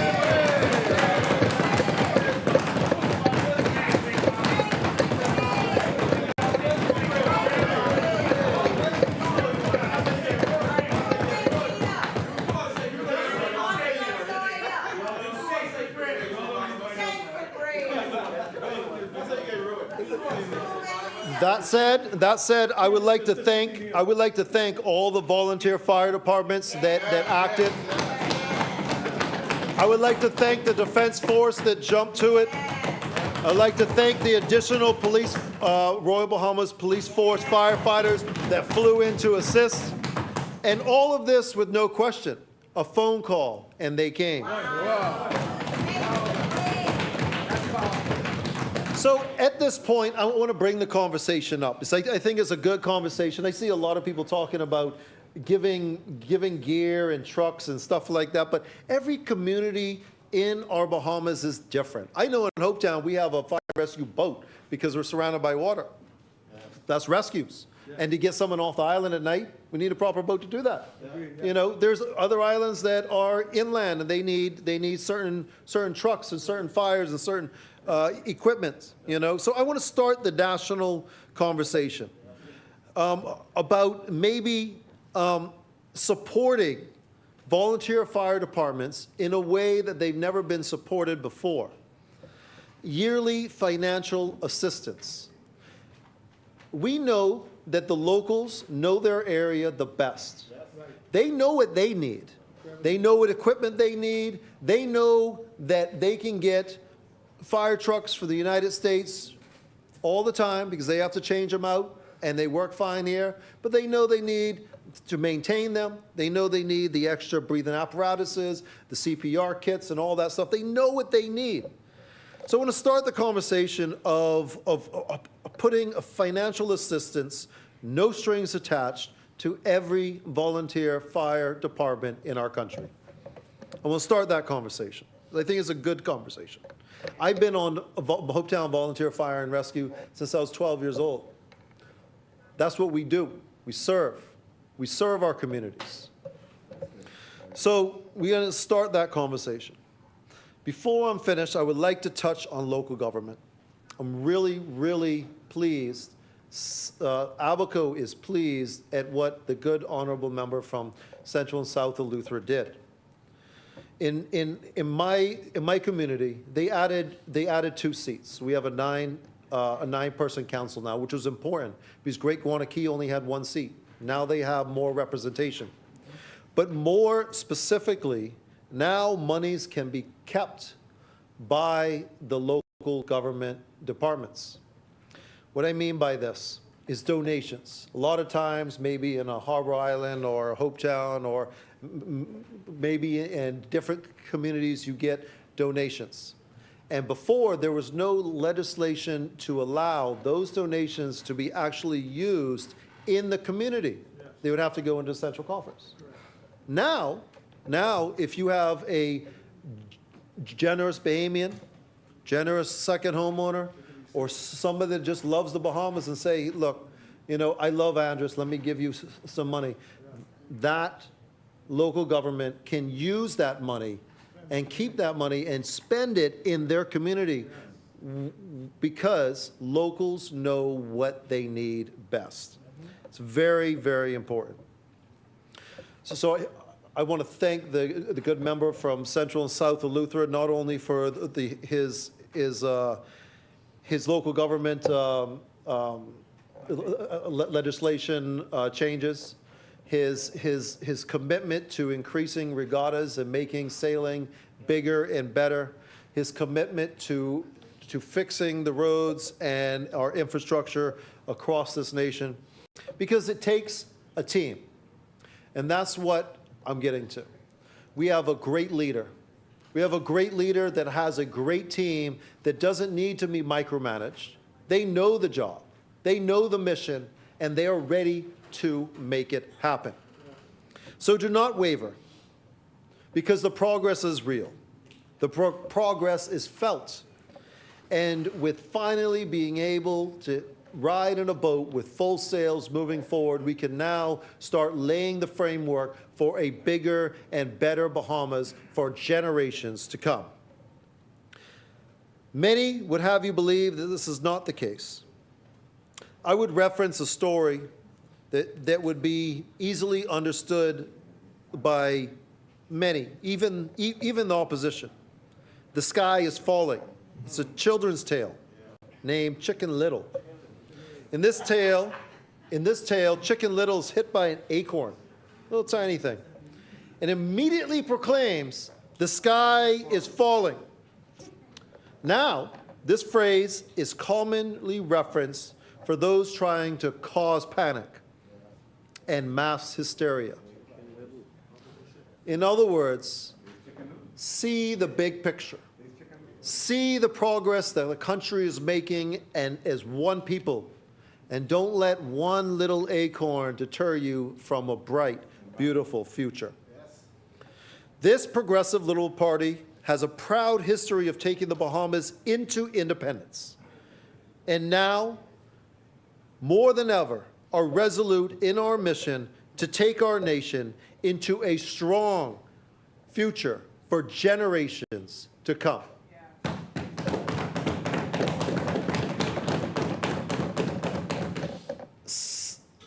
Central and South Abaco supports the 2025 budget completely.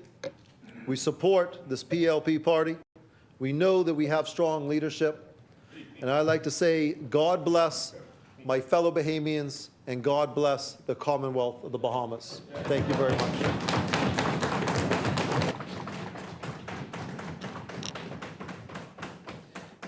Thank you, Honourable Member. The Chair recognizes the Honourable Member for Freetown.